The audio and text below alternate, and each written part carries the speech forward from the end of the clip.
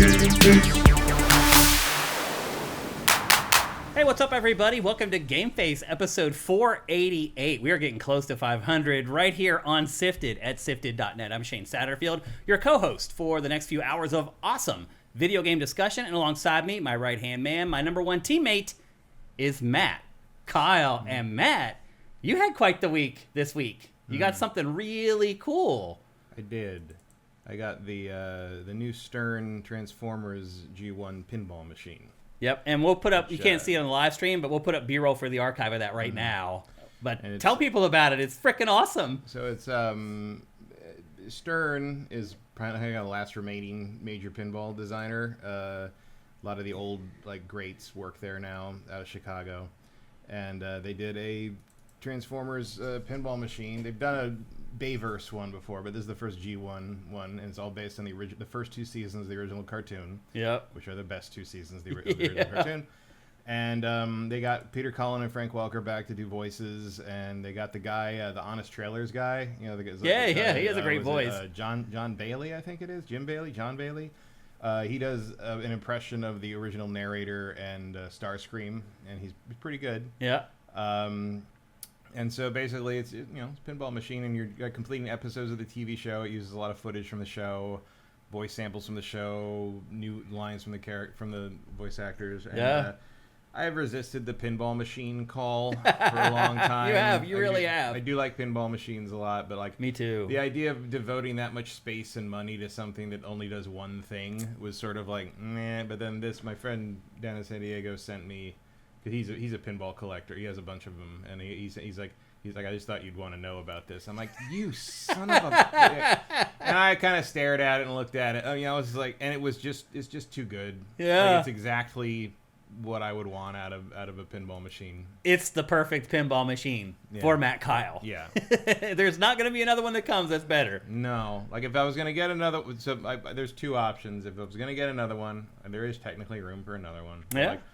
There's room for more than one other. I wouldn't know where to put any of them beyond two. Yeah. You'd have to block walkways. Yeah. In the house. But the Stern Godzilla pinball machine is very good. Mm-hmm. And if you're gonna go classic, my favorite of all time is Twilight Zone. That's a great one too. So bit of a nightmare to get hold of and maintain. But it was funny because the last time I think I actually fixed a pinball machine was the Twilight Zone. Oh, really? In the store that I worked in back in 94. Yeah.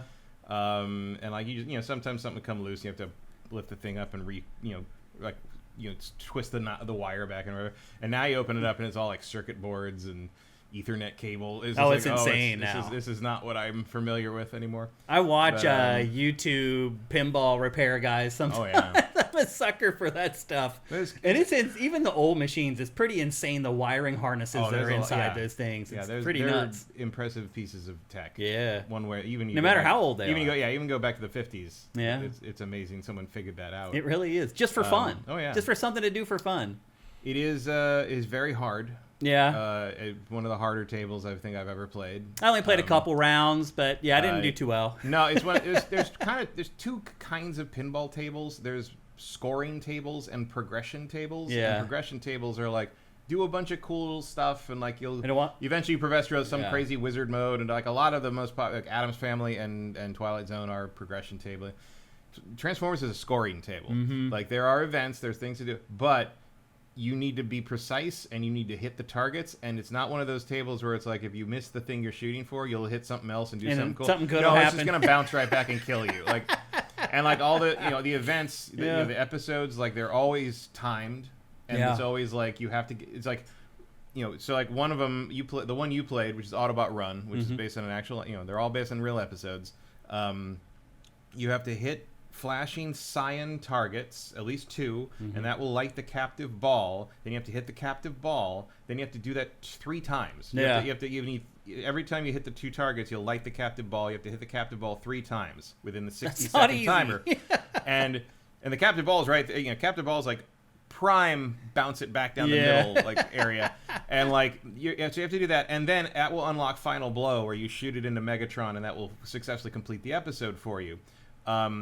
If you But you don't have to do them immediately. You can keep doing the loop and keep hitting the captive ball to build that bonus that you'll get when you finish the episode, or you can just finish it and play it safe. Pinball machines need instruction manuals on them now to explain. There's a little thing in the corner, and they do light things up. You can kind of tell. There's an instruction manual online that you can see more detail. I still don't know how everything works. Yeah.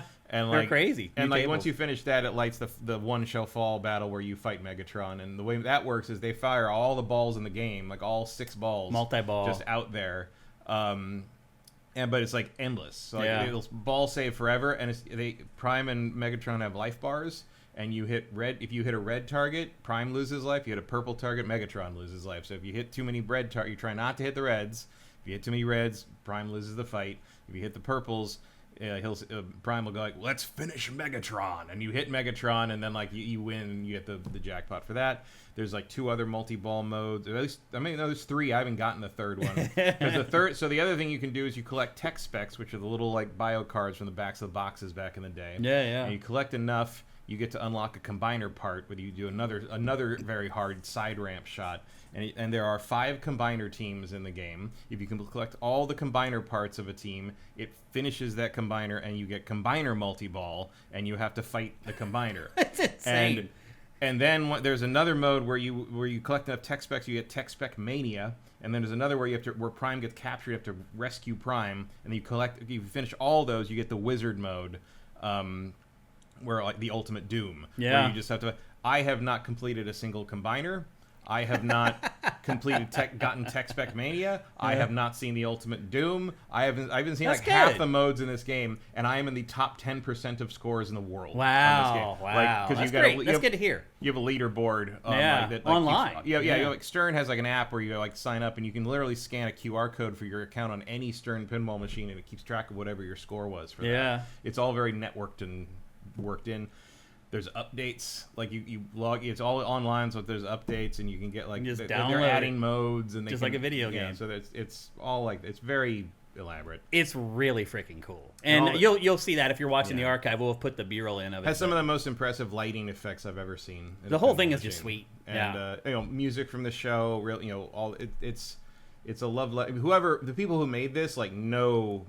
G1. They tripped the right triggers. There's a lot of really good deep cuts. There's even my favorite line in it so far actually is if you tilt it, if you're gonna danger of tilting it, which of course is rumble. Right. Hammering it because it does have rumble. It has rumble in it. Yeah. It has vibration in it. Yeah. If you do that, one of the lines Prime can say is says, "You must find this." Was it? You must find the strength in yourself to be. You must find the strength to be gentle. Oh. Or you must be strong enough to be gentle. Perfect. And that is a reference to when he was going to audition for Optimus Prime. He asked his older brother, who was a Marine, how he should play this leader, military leader character. And his brother told him, be strong enough to be gentle. That's great, man. And what a great story. And that is what defined Optimus Prime. Yeah. For how he played for the him. whole time, yeah. Well, until Michael Bay fucked him up. Right, yeah. And turned him into a war criminal.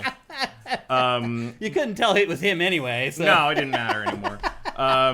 So it's really cool. That's that's a deep lore cut, but it's also cool. There's a little tribute to his brother. Oh, cool. Because his Optimus Prime, he has said many times, is partially based on his older brother, who was his hero, fought in Vietnam and all that stuff. So it's cool that that shows me that whoever made this game knew it. What to include there. And I don't, who knows, maybe Cullen suggested that on his own. He brings that story up a lot. But either way, the fact that they included it says that their heart's in the right place on that. So it feels good to have this little artifact. Not little, it's pretty much the centerpiece of the collection now. Yeah. But it's very good. I just gotta get better at it. I'm slowly. Well, you have all the time in the world. I started the first day my high score was 75 million. Now it's 350 million or something. And it'll keep going up. The top score in the world right now is 3.3 billion. You got a lot of work to do, Kyle. Yep. Well, welcome to GameFace episode 488. I hope you guys are having an awesome week. Hopefully you guys are playing Assassin's Creed 4 Black Flag Resynced. We're actually going to talk about that again today on the show because Matt has finally had a chance to play it. Obviously, I was the one who had played it last week. We're going to get Matt's impressions of that this week.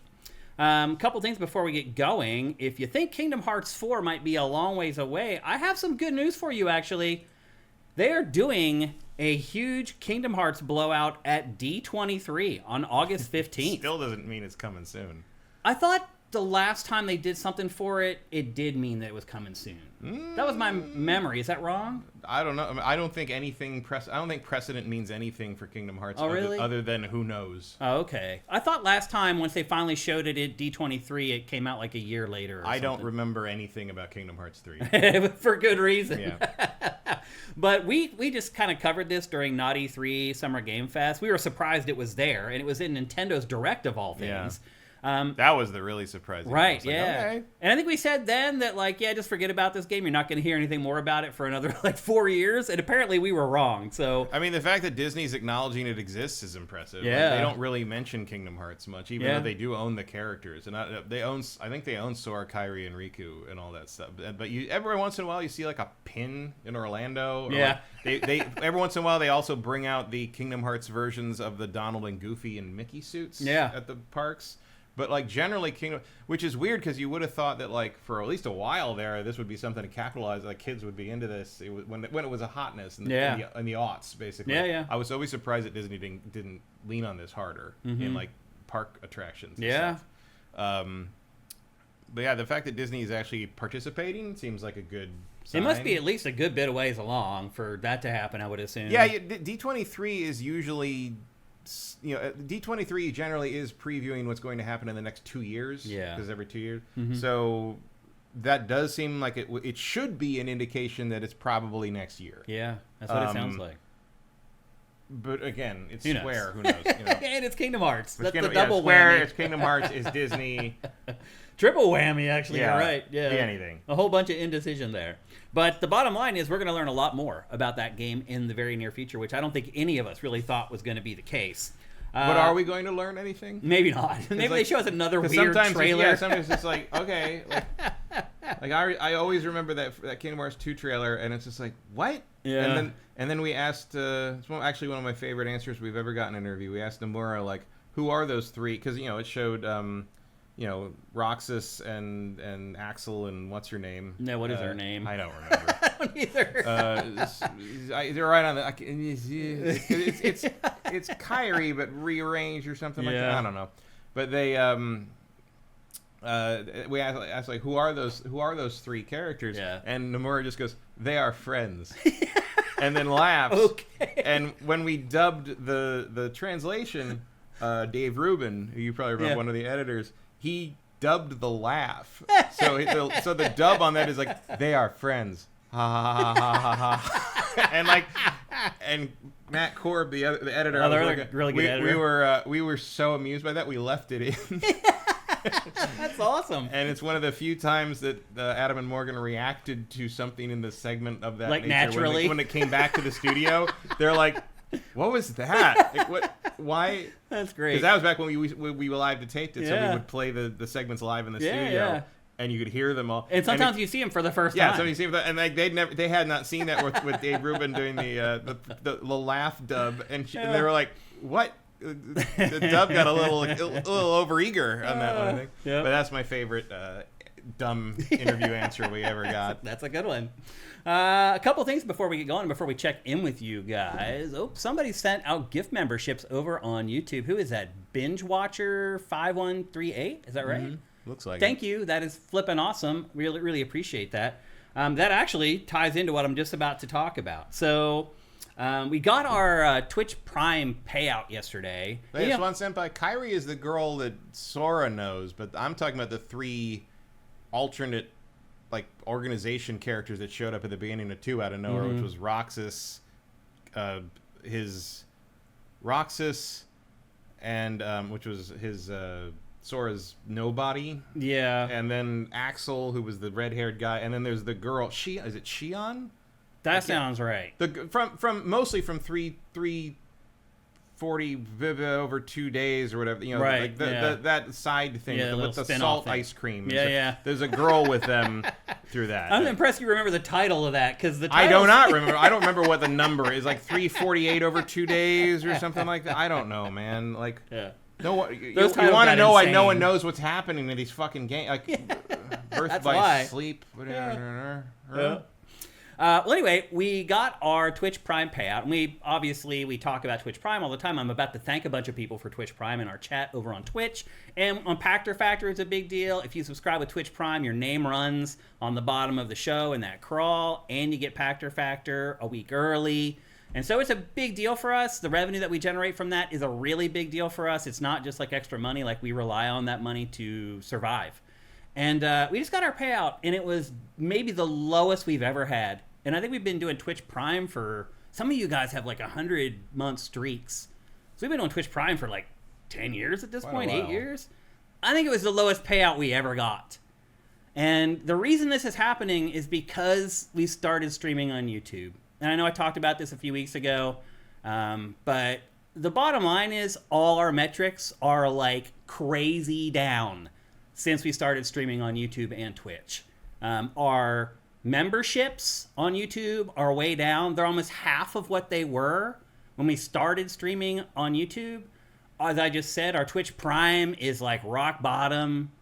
And this is money that we need to survive. This isn't like Shane can buy a latte money. Like, this is what we need to like keep going.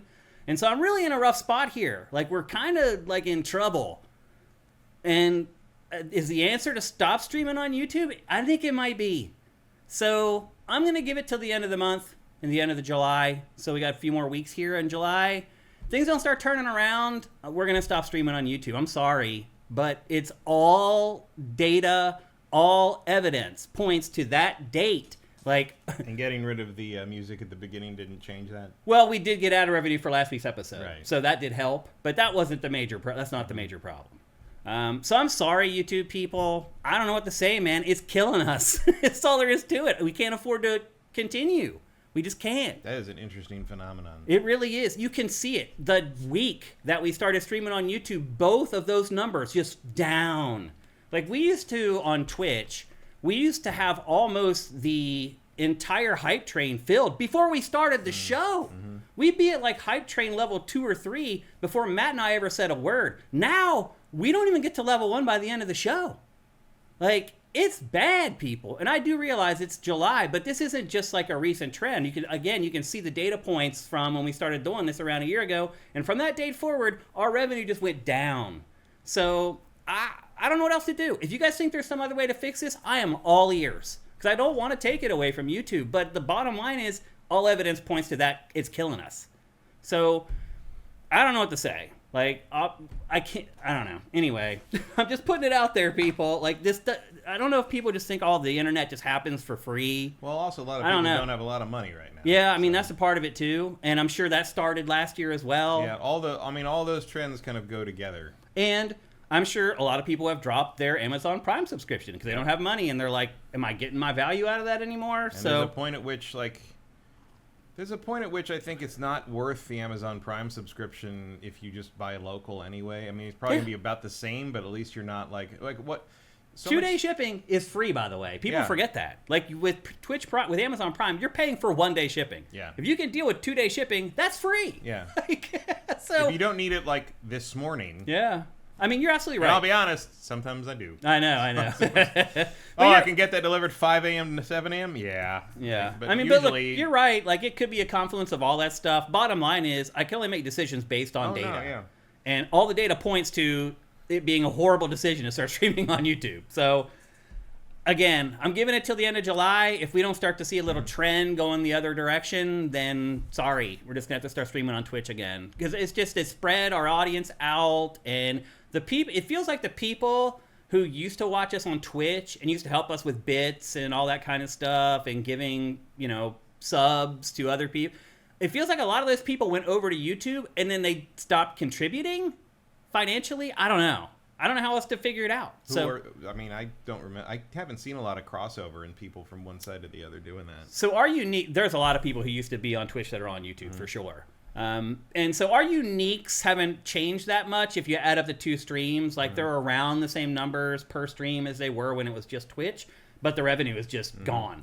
So I mean, I understand preferring to watch it on YouTube. Like I certainly do, but like the economics are the economics. Yeah, I mean, we have to make money to survive. That's all there is to it. I wish we could do this for free, man. I wish I was crazy rich and I could just make awesome content for you guys till the end of my days for free. The Mega Millions is in the 600 million range. I mean, but seriously, like if I were to come into money like that, that's what I would do. All our content would be free. I gotta eat people. I'm a human being. Like you have to eat people. Yeah, I mean, I have to. I'm just getting to that point. I'm starting to look at my wife a little differently. Anyway, as you guys know, I have been honest with you guys from the day I launched Sifted about everything. I don't hide anything from you guys. I'm straight up with you guys, and that's all I'm doing right now is just telling you guys the truth. Like, we're in trouble. So if you really like this show, like, it might be time to kind of put up instead of just talking about it. I don't know. I mean, I think what was really discouraging to me was seeing... Famously, people sit around every evening and talk about supporting Sifted. Well, I think when they watch the show, there's something that maybe they think about. So. I just like the idea that you got a bunch of people sitting on porches drinking beers and be like, I meant to support Sifted today, but I just didn't get around to it. And now they're gone. Damn. I mean, you seriously might be wanting to have this one's for you, Sifted. I mean, the bottom line is... I hope that guy's out there somewhere. I hope he is, too. He definitely exists in my mind. I mean, the bottom line is we just don't have enough people helping pull the cart. I mean, that's all there is to it. I mean, we have enough people watching the show to do more than survive, but there's just not enough people paying to support us. So if you've been waffling on that for a while, today might be a great time to pull the trigger. That's all I'm saying. That would be awesome. And what else do we got here? I think that's it for housekeeping for this episode, but let's check in with you guys and see how y'all are doing. Oh, we got a super chat over on YouTube from Binge Watcher. Thank you. Just did the Twitch Prime today for you. Never did Twitch before and didn't know it was free. Awesome. Thank you, man. Again, it adds up real fast. I mean, that's the other thing that is kind of hurts me a little bit, Matt, to be honest, is that there's a way for a lot of people to support us for free. Nix-a-Trois. What? Oh my gosh. Thank you. 21 subs? Are you freaking kidding me? There you go. That will get me into the sound bank to give you a round of applause, Nix-a-Trois. Thank you. That is incredible. Wow. Awesome. Can't even tell you how much I appreciate that. That is so sweet. Thank you. That's awesome. But anyway, we just don't have enough people pulling the cart. I think what's really disheartening for me was seeing our memberships on YouTube have almost been cut in half since we started streaming on YouTube. So a lot of people are like, oh, I get it free now. I'm not going to pay. Like, that hurt, I got to admit, because I've worked so hard on this stuff, and to see people kind of look at it that way is a little disheartening, but that's reality. That's life. I just have to learn to deal with it. But Nix-a-Trois, thank you. That's incredible. Freaking awesome. I didn't realize there was an all-eligible viewers I didn't either. I didn't know you could even do that. That's incredible. Thank you again, Nix-a-Trois. You're a rock star. Let's see. Let's scroll up here. I think we got... I thought I saw some questions and some Twitch Prime in here. Let's see. He says the Oxford comma seldom works in speech. Yeah, that's true. I would watch on YouTube, but there's ads every 10 minutes. It's unwatchable. So just so you guys know, I just recently went back and checked that again, and we are sitting in like the low end of ads for the live show. It doesn't matter. Everything is up to more. Like I watch just general stuff, like general board game stuff on my phone or whatever, and there's ads every 3 minutes. 3 minutes, and you'll see people complain, like, I've turned them as far down, and they just reset them back like a week later. Like, it doesn't matter, or it's per video, or it's just like, I mean, they're just trying to get you to pay for YouTube Premium. Yeah, that's all. They're just trying to make it so uncomfortable that you pay. It's like, it's easier to just pay. I'm like, you underestimate how fucking stubborn I am. I am too. Like, they keep popping up the thing. Hey, are you sick of skipping ads? Yeah. Well, it's like, I am. Well, you know what my solution is? I'm just going to watch it on my computers where I can put ad blocks. Where I can ad block it. Yeah, it's true. We're from the old internet. Yeah, we are. We do not put up with this shabby crap. It's true.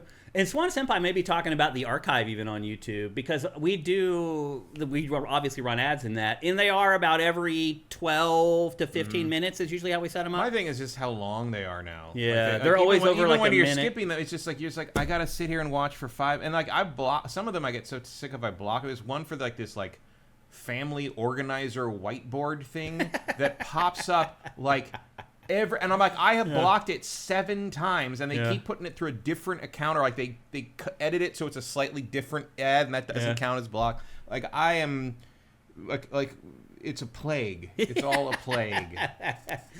The Big Smoke. How about streaming the first 30 minutes on YouTube? Then we can't. That won't work for us for our production, unfortunately. Yeah, you overestimate our agility on the streaming technology there. The TriCaster would be very upset. It's not even the TriCaster. It's another PC that we used to stream out of. Daring Swoosh. Shane, I'm in PA and paid less than $4 for gas for the first time since February. It's still 6 something here. I just refueled and it was like $5.65. Yeah. And I do get the 90. I mean, we get the 91 because we have performance vehicles. Yeah. But like it's high. It's not as high as what the highest I think I've ever paid is like $7.50. Yeah, I filled up at Costco a week and a half ago, and it was at Costco was like $7 or something crazy. Well, the thing crazy. So I stopped on my way out of the Godzilla tournament. I stopped at a tiny weird little like gas station. I think it's just like one gas station, like an independent place down in Anaheim. And I stopped, and the card reader wouldn't work, so I just went in, the old school. I'm like, going to give him pump 2. And he's like, okay, you want with my card? And I was like, oh, you want 10? I'm like, yeah, give me 10. So I put it out, and I go back out, and I start to refill, and I realize he gave me $10, not 10 gallons. I was like, what? Oh, that is a sign of the times. Wow. Like, and I was like, you know what? Like, that's enough. They'll get me where I'm going. I'll deal with it later. But I was just like, oh wow, it's, like that has to be some kind of recession indicator, right? Yeah. When the gas station guy thinks you mean $10 and not 10 gallons, who doesn't?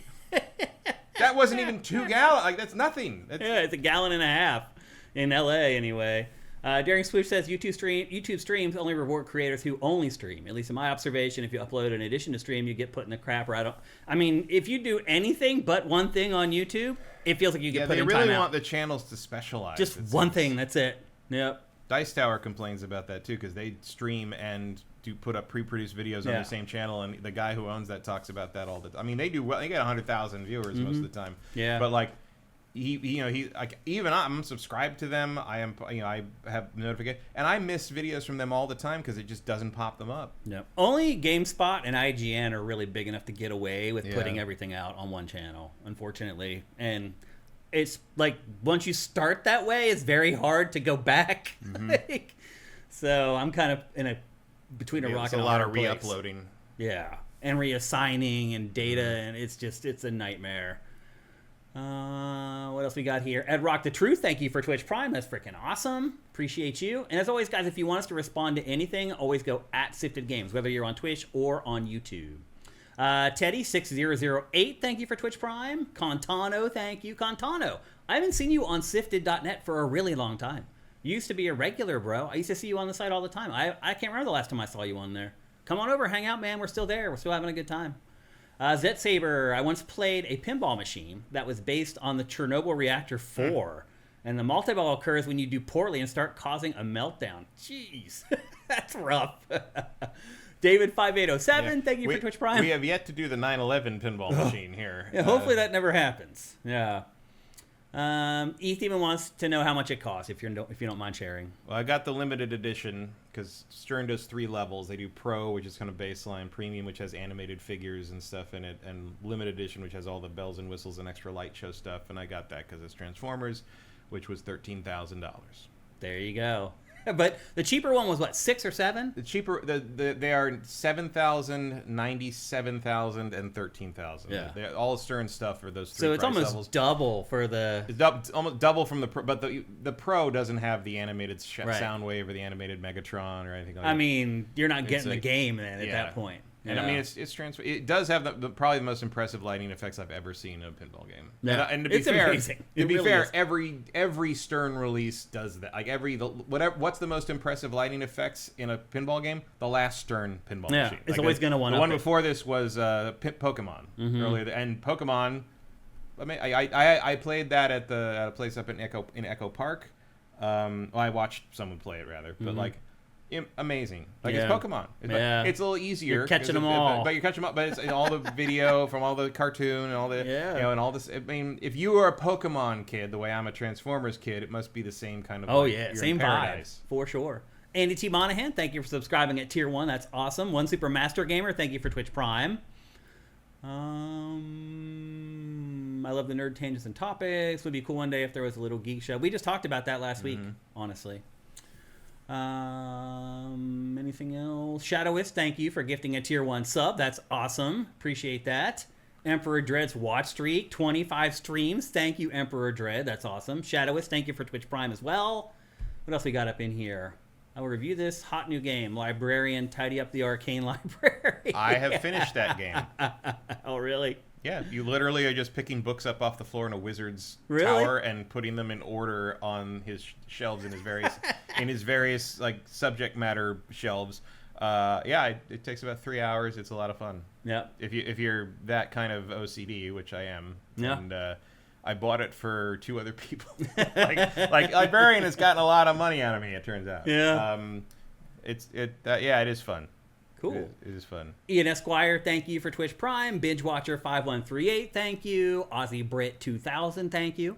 Over on YouTube, Sly9882 says, "Hey Shane, it's Jared. Can't wait for the VideoGame.Town headline of the week." That is Jared, the owner of VideoGame.Town. We're just about to do the headline of the week. They sponsor us. Thank you, Jared. Hope you're having a good week, brother.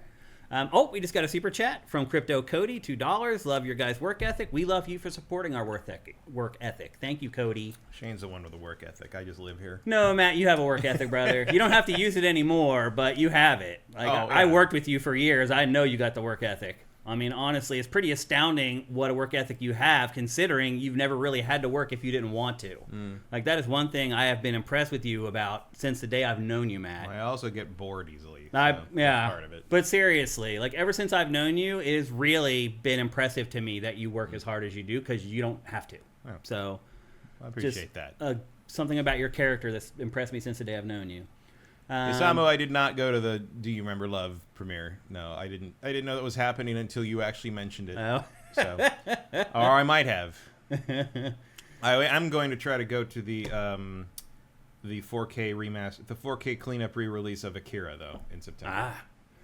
First time chat. We will answer your question, Binge Watcher 5138. Are there add-ons here when you do Twitch Prime? Yes, you get. Well, first of all, you get Pactor Factor a week early on our Twitch page at twitch.tv/SIFTDGames. Instead of having to wait a week to watch it on YouTube, you get it the exact minute that our patrons get it. So that's the biggest really reward or bonus for Twitch Prime, other than the fact that you're helping us financially. We get $2.50 every time you do that. So it adds up when everybody does it. And as far as add-ons, you get emojis and all kinds of other stuff that you can use in chat if you hook us up with Twitch Prime. So you get all kinds of awesome stuff across the board for it. So, and you support us financially, which means the show will keep going. If you love the show, then obviously that's a boon for you. So, and a boon for us. Nolan Bozozone does note that the Optimus Prime on the playfield of the pinball machine was supposed to transform originally. Oh, really? They didn't get that to work out. That's a lot of work.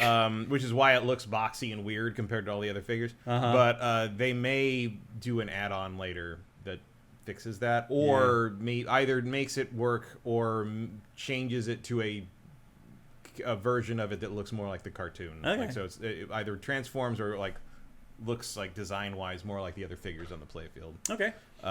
There are a lot of eventually there are a lot of add-ons you can get for these things. There's like plunger handles, and you can add the side armor that comes with a limited edition. There's a topper for the back glass that all of them eventually come with, and usually that comes with another mode, a game mode. That's crazy. They're gonna have there's gonna be a 2-player game mode where one player takes each flipper. Yeah. And one side's Megatron and one side's That's Optimus sweet. Prime, so it's like a competitive mode. Yeah. Like that. There's gonna be a movie mode which plays the touch, and all that. It's gonna be a whole thing. But like the toppers on the Stern machines are like the Godzilla one is incredible. It's like it's like him in a city, and it's all on fire and it's all lit up, and he's shooting the heat ray and stuff. Yeah. Like, so they haven't shown what the Transformers one is going to look like yet, but I'm in. Yeah. We'll add that all on. Yep. We'll bling it out. Devin Danger over on YouTube. Akira in IMAX seems wild to me. What are they going to do? Crop the sides off? That is a good question. Well, actually, I don't know anything about what they're doing with that. It might just be they're blowing it up on as big as they can. Not cropping anything. But the other thing to remember is that Akira was on film, and so it is. I don't know how they did this. They may have animated it and then mad at it. Right. So there might actually be more animated cell picture. That's true. Above and below. I don't know. Yeah. How they did that, knowing the detail and care that went into Akira, they may well have animated it 4:3 and done that, because they did that for Transformers the movie because they knew they were going to air it on TV. Yeah. So you actually, if you watch the 4:3 version of Transformers, you actually get to see more picture. of the that's true. It's not cut off on the sides. It's actually expanded vertically. Yeah. So I don't know. That is a good question. I mean, I assume my guess on that is that they haven't expanded the picture at all. It's just that the new remaster is high enough quality that it doesn't look bad blown up on an IMAX screen. Because an IMAX screen, even if you're not using the whole screen, is still bigger than the normal screen. You're looking at a larger version of that picture. Yeah. So flaws are going to pop up. So we'll see. I don't know. Maybe Jeff Keighley can answer that. Threadzilla, thank you for Twitch Prime. Very Gooster, welcome to the show. And I think that might be it. I think we may have finally wrapped up. This has been one of the longest intros to an episode of GameFace ever. Joaquin Dragoon, Shane, do you still do the tier when we can play games with you? I would love to play Marvel Tokon with you. We have not had the Beat Shane tier on our Patreon in a long time. When we first launched, we had a bunch of people that were pledging at that tier, and I did play games with and against them for the first probably year or 2 years that our Patreon was up. And then as time went on, like every Patreon, people started dropping, and they definitely started dropping the higher tiers, and there just weren't people who were pledging at that amount anymore. And then the people that did, I would reach out to them, and I'd be like, hey, what do you want to play? They'd be like, I don't want to play anything. Like, I just want to support you. So that happened for like 3 years, and I got tired of reaching out to people to see if they actually wanted to play me in something, and so it just kind of all went away. But I promise you, Joaquin Dragoon, if you go and pledge at that tier, I will play whatever game you want with you. I promise you that right here, right now, live on GameFace. So if you want to do it, go for it. Just let me know, and we'll play some games together. I promise you. And now maybe that's it. Now maybe we could. Is it Nolan Bozo Zone asks, is it a 1.5K for the topper? Yes. He was right. Well, all of the Stern toppers seem to be 1.5K. Yeah. Senetai says, I'm on Twitch sub with Prime. I don't have ads on GameFace streams on Twitch. He's right. That is another bonus of subscribing with Twitch Prime, is if you watch the show live on Twitch, you get no ads. It's all ad free. Also, if you watch the archives of Pactor Factor on Twitch, no ads. All ad free. Man, I think that might be it. And I think we're finally ready to get on with the show. One last thing. Nolan says, Matt, check out the Sonic pin by Jersey Jack. Oh, I've seen the videos of that. It does look very impressive. Yeah. Sonic, there's no loop as far as I can tell, but there are multiple play fields on that one. Okay. It looks very cool. There are a couple places in LA that do get current pinball machines in, so hopefully they get one of those in. Yeah. For Nolan's benefit, we went to my friend from San Diego drove up to play the machine. He's a big pinball person, so he drove up to help me set it up and play it. And we went, while it was updating, we went out to a place called Revenge of in Echo Park, and they had Winchester Mystery House, which I'd never seen before, and I was super impressed by that one. Not by Stern. That was by, I think, Barrel of Monkeys is the publisher on that. Super impressive. If for whatever reason you get a chance to play the Winchester Mystery House pinball table, do it. Now I have a little bit of extra fondness for it because I grew up in the Bay Area, so that's the Winchester Mystery House is over there. So like we used to go there, for flashlight tours, and so I have a fondness for the Winchester. Yeah. But it's it's got a Pepper's Ghost effect on the back, which is the same thing that the Haunted Mansion has for the ghosts in the ballroom and stuff. So there's like ghosts running around back there. The staircase to nowhere is like a ramp that the ball just jumps off of. It looks just like that staircase. In the real house, there's a carousel with all these grooves for the ramps, and it rotates between events, so the ramps lead different places depending on where that's really cool, where the position that is. So this ramp could lead back here, could go back up here. Very impressive stuff. What's the pinball machine that in the center, just above the flippers, there's a thing that moves and it spins around, the ball hits it and will just fly off in different directions? Whirlwind. Yeah, is that what it was? Whirlwind, and I think tornado or something. Whirlwind and Cyclone. Yeah, Cyclone. That's what it was. Yep, that was a good one. If you can't tell, we're old schoolers who love pinballs. Oh yeah. We go way back with pinball. I did catch up because everything was on sale because of the summer sale anyway. So I did catch up on all my Pinball FX Williams tables that I hadn't They replaced. keep adding tables like every month. That I hadn't replaced from Pinball Arcade. And it's very interesting to me to see the differences in how the different teams make the physics work. Yeah. Because one of the things that I thought was weird, so one of my other favorite tables is Whitewater. And one of the things, a good one. One of the things about the Pinball Arcade Whitewater was it was like playing Whitewater on like a platonic ideal version of the table, which was perfectly clean. Oh, right. And everything worked flawlessly. Which has like, never happened. It's not how pinball works. It's like everything was like super fast. And like, oh my god, that's not how fast. And famously, one of the skill shot on that is you have to lightly do the plunger so it just pops. Doesn't go down the scoop. It just goes almost as far as it can go and then drops back. And the higher up you get, the better reward you get. And on the Pinball Arcade thing, you could never get that reliably. And on the Pinball FX one, as long as you don't pull the right stick for the plunger back all the way, it kind of knows what you're trying to do and just gives it. Basically, just gives you the skill shot. And I'm like, you know what? I appreciate that. I took that approach. Yeah. It's just such a hard thing to simulate digitally. And I was like, yeah, just give it. Give it to us. That makes sense. All right. Well, we're about ready to kick off the show proper. But, of course, before we do that, here's a word from our awesome sponsor, LS Cream. It's LS Cream, the fine cream liqueur crafted by fellow gamer and sifter Stevens Charles. Inspired by the Haitian drink crémasse, LS Cream delivers an award-winning experience with every single pour. One sip and you'll see why. It's a party favorite. The silky blend of fresh cream and premium neutral grain spirits mixes great with everything. I dare you to put a shot in your coffee. I've been drinking it for years and still, I find new combinations that taste incredible. LS Cream is the kind of drink that keeps surprising you thanks to its notes of vanilla, cinnamon, nutmeg, and coconut. Take it to any gathering and watch it steal the spotlight. We've never seen anyone resist. Ready to join the fan club? Head to creamls.com/sifted for recipes, retailers, and online orders. That's creamls.com/sifted. People, if you haven't joined the Cream team yet, what the heck are you doing? How can you watch that video and not want to join the Cream team? Go to creamls.com/sifted. Check out all the paperwork there to fill out to become a part of the LS Cream 5K challenge, where you could win $5,000 USD. Now, I do realize if you live in other countries, 5,000 USD isn't $5,000 anymore because the dollar is very weak right now. So maybe people overseas aren't as impressed with the 5K challenge as people in America are. And truth be told, I'm not even 100% sure if people in Europe can participate. That's something I should look into, actually. But bottom line is, if you're in America and you love amazing drinks and you like to get your swerve on here and there, get yourself a bottle of LS Cream. Go to creamls.com/sifted. Sign up for the LS Cream 5K challenge. Figure out where to find a bottle of LS Cream, either locally or online.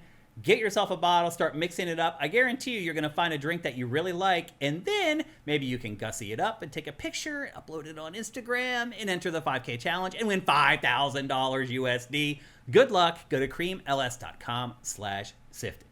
All right.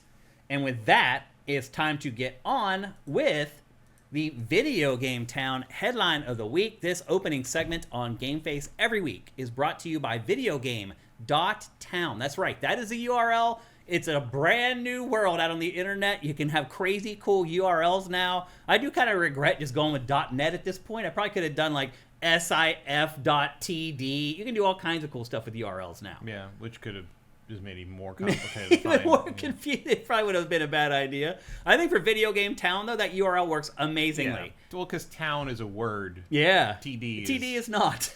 I mean, I guess if you were a football site. Yeah, touchdown. Yeah. So anyway, go to VideoGame.Town. What they're doing, and in fact, I don't know if you guys saw this week, it was one of the big headlines for the week, is that GameSpot just laid off a bunch of people. It's like the third layoff at GameSpot in the last like 12 months or something. I think you may have saw Lucy James from GameSpot left like 2 weeks ago. Yeah, I remember that. And a week later, the layoffs are announced. My guess is she may have known those were coming. She also started her own little thing that she's doing, I think. So anyway, what VideoGame.Town does is it goes and it looks for these people who have been laid off at these big publications, and it gives them a place to publish their work and pays them very well for it. So if you miss a lot of these people who are getting laid off at all these big gaming websites, you're like, where are these people going? Like, better yet, where is all their work going? It's going to VideoGame.Town. Go to VideoGame.Town, check out the content. It's not just all gaming content. There's lots of cool geek stuff there, lots of lists, lots of fun content in general. I go there and visit pretty much every week.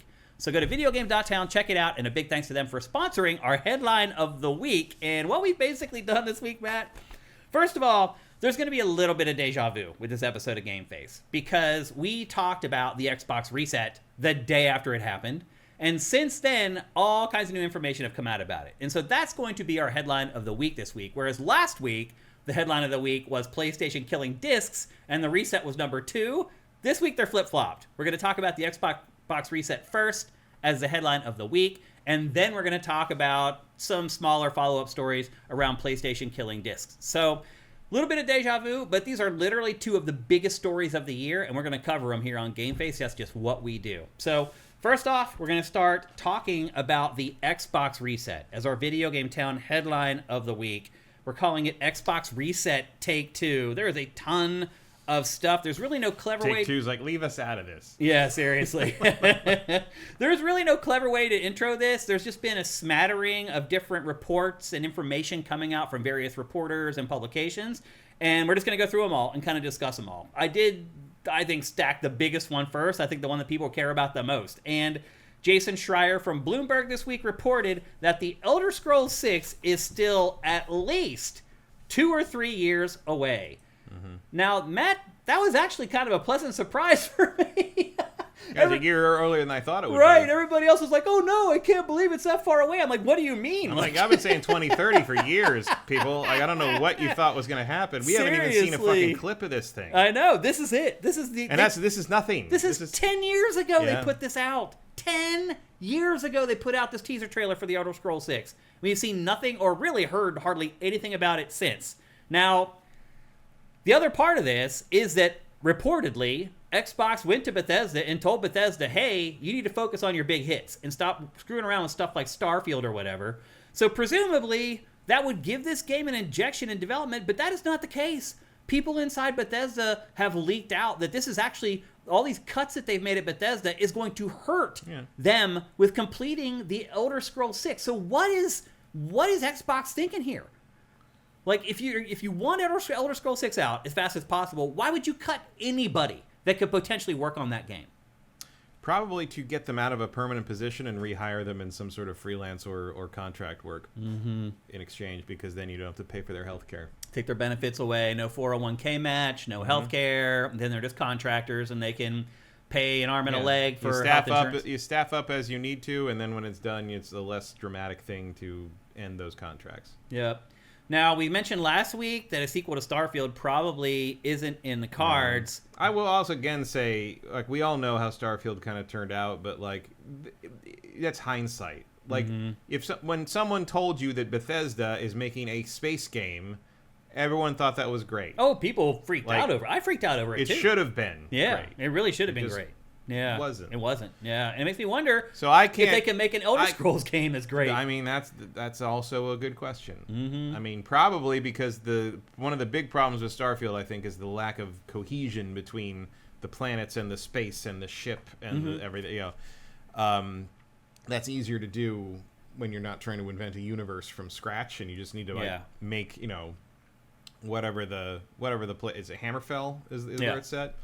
That's going to be also, the lore book on Elder Scrolls is pretty deep. They know what Hammerfell is. They know what needs to go there. They know what it looks like. They know, that's all done. You just give make content. It's going to be easier, and you don't need to come up with an elaborate way to like tie together walking around and going in a cave. Yeah, like Skyrim figured that out already. So I'm not worried about a lot of the flaws of Starfield. Simply don't apply to the Elder Scrolls. So the real question, I guess you could say, like, is it going to be an interesting story? Have you ever found the Elder Scrolls story particularly interesting? The overarching story, usually no. Yeah, it's the little things, vignettes little in between. Side stuff. Yeah. It's sort of like Fallout 3. Like, the most memorable parts of Fallout 3 are the side quests. The main quest where you're trying to find Liam Neeson is not actually that interesting. Yeah. I don't actually remember what happened in Morrowind. Like, I don't either, actually. I just remember running around in a weird mushroom forest with like strange creatures everywhere. Well, whatever happened in that game, it looks so crude. It probably wouldn't leave a big impression on you anyway. So I mean, I remember it made an impression on me visually because at the time. Yeah. Not now. It would. It's hard to even look at now. Why don't you remake that? They need to, really. I mean, that is probably the better plan. What if they remade Skyrim?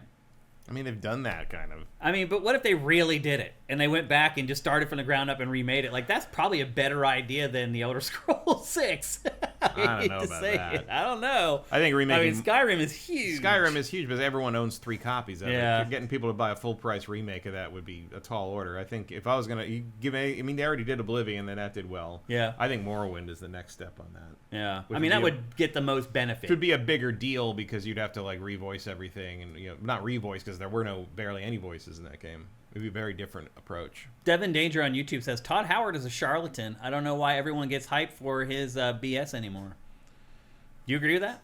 Not really. I mean, charlatan is a weird. I mean, it just means he's deceptive, or yeah, but I mean, he's no more deceptive than anyone who works in that kind of position. Yeah. Like, I don't believe that Todd Howard ran around and be like, we're gonna make the worst Starfield we could possibly make, and they're all gonna fall for. Like, I think Todd really does try to make good games. Yeah. It just doesn't always work out. Doesn't he have to say something to be misleading and a charlatan? Yeah, I don't know. Because he doesn't say anything. He doesn't really talk about it much. No, he doesn't talk about anything. I mean, he is mastered. Also, go back and watch the Bethesda press conference where they announced this and Elder Scrolls 6 like 10 years ago. Yeah. And watch how unenthusiastic he is about doing that. Yeah, he's a little dour. He didn't want. I don't think he wanted to do that. It's possible. I think it was one of those things where like we have to let people know this is coming because like Fallout 76 is going to piss some people off because it's a live service thing. Mm-hmm. So here's some stuff to look forward to. Yeah. And never look to me like he was happy about that. Yeah. There's a sort of thing say here's some stuff. It's just like, there's an enthusiasm he has in that presentation for Fallout 76 that isn't present when he talks about these things because he knows how far away they are, I think. And Matt, did you see that at Bethesda, some of the people who weren't laid off made like a little like makeshift memorial to the people who were laid off, and with HR their photos and frames, and HR made them take it down. To tell you everything you need to know about what's happening over there. I mean, it tells you everything you need to know about Bethesda post-acquisition. Yeah. Because one thing I know is that the old Bethesda never would have done that. No, of course not. Ever. Also, once again, HR is not there to help you. Right. They're to protect the company. Yeah, and they will. So, what is your vibe on Bethesda right now, Matt? Like, I'll be surprised if Elder Scrolls 6 is done in 2 or 3 years. Yeah. I mean, I hold to my 2030, 2031 like prediction that I've had since since they announced almost since they announced it. Really, yeah. That's funny. Like, it just that's the only thing that makes sense. Yeah. Like the thing. I mean, you can't really fast track the Elder Scrolls because if you blow that, you've blown one of the biggest IPs in the medium. Yep. Like, you got to get that right. It's got to be right. The thing to fast track is Fallout. Give it to Obsidian. We're about to get to that. And let nice segue, Mr. Kyle, because that's exactly what we're going to talk about next is Obsidian. So we learned last week that they lost like a quarter of their staff or something like that. Michael Pachter seems to think that it was the Avowed team that was cut because they were working on Avowed 2 and that was canceled. And then they were basically given the directive to focus on big stuff like the Schreier contradicted that. Did he? Schreier said that from what he heard, there is still a small Avowed team, and they are still working on Avowed 2. Without basically, it's canceled, but they're still working on it because it's so close to something that they are hoping that basically they'll be like, here it is, it's almost done. It should live. Can we just finish it? Yeah. Because it's already so far along. And like that seems to be what's the hope on Avowed 2. Interesting. He did note that if Microsoft doesn't go for that, that is probably the end of Pillars of Eternity. Period. Really? Unless something happens where Obsidian becomes independent, because they do still own Pillars of Eternity themselves. Yeah. Which is probably one reason they're going so hard on trying to save Avowed 2. Yeah. Because it's that's their IP. thing. Yeah. No matter what happens, like it's Pillars of Eternity belongs to Obsidian, as far as I know. Well, and so I mean, I would like to see that happen because I like Avowed. I will admit, I loaded Avowed up this past week in response to sort of some of the, and I don't remember how to do anything in that game. I don't remember where I am. I don't remember what I was doing. I have 4,000 things in my inventory, and I don't remember what I was saving them for. And I just sort of like quietly closed the game and went and did something else. Like I kept it out on my hard drive for a long time because I never quite finished it, and I always thought I would go back and finish it, and I never did. Yeah, I got a bunch of those. I got that one. I got that Avatar. Another one of their games, The Outer Worlds 2 is another one. I got really far in and I didn't quite finish it. Well, I guess they're still doing the DLCs for those. I guess. 2 of them. Yeah, we'll see. I mean, I like that. I like that game a lot. I feel like I would have a similar reaction going back to it now. Like, why do I have all this stuff? Yeah. What does that gun do? Oh my god! It's like, but like, I should go back and try to, as long as we're in the summer lull. It's probably time to go back and look at some of those again. So Xbox cut a quarter of its staff. We weren't sure what it was going to do, what projects it would work on, what it wouldn't work on. As the week went on, news came out that Obsidian is now working on a new Fallout. And Obsidian has not shared what that Fallout game is. Neither has Xbox. It could be the next Fallout, Fallout 5. It could be Fallout New Vegas 2. Which do you tend to believe, Matt? I mean, I would imagine Microsoft would prefer Fallout 5. Mm-hmm. I would imagine Obsidian would prefer Fallout New Vegas 2. I think you could... What about Bethesda? I don't think Bethesda matters. I think Bethesda would prefer they did Vegas 2. Probably, because they would like Fallout 5. They would like to do Fallout 5. But it's like Fallout 5 is in 2040, and who gives a shit? Serious. I may not be alive to play Fallout 5. Like, I mean, that's just the sad truth of it all. Also, like, I mean, New Vegas might make more sense in the sense that, like, they're drawing a lot from New Vegas for the TV show. Yeah. So maybe that's something to drive viewers to. Yeah. But again, that's going to be years away. Yeah. So does any of it matter? Maybe make it a new thing. Maybe make a different thing. I don't know. Ashes in the Hourglass in chat says, because when you force artists to make something they don't want to, the results are always great, right? I think Obsidian might be okay with. I don't think that holds. Like, I know, like, the one guy said a few years ago said they don't have any interest in making New Vegas again or working on Fallout again. I'm like, some of that I didn't 100% buy that anyway. Yeah. But I imagine part of the reason they wouldn't have had interest in it was because they would have had to work with Bethesda on it, and I don't necessarily think that is going to be an issue now. That would be interesting if they told Bethesda to leave them alone while they made a Fallout game. I mean, I would imagine that most of Bethesda's political cachet at Microsoft is gone now. Yeah. Like, I would agree with that. You paid all this money for this and the ZeniMax and all this, and the best thing you got was like a minor hit out of Dark Ages, like, and like some good initial sales from Oblivion. Like, that Starfield is not what they paid for. No. So not sales wise. Pachter thinks they're going to write off like 40 or 50 billion of that purchase. That sounds about right. Yeah. What a nightmare. I mean, that's just awful. Look, definitely not what they were after when they paid. What did they pay for them? 4.5 billion or something like that? Yeah. Well, Activision Blizzard was what, 69 billion. Yeah. It's insane how much money they spent. Oh, yeah. It's just nuts. Playing the long game, I guess. Yeah. Although it doesn't appear that it feels like they've given up on the long game at this point. And look, to be honest with you, Matt, I don't really have a preference on whether Bethesda or Obsidian makes the next mainline Fallout. I don't care.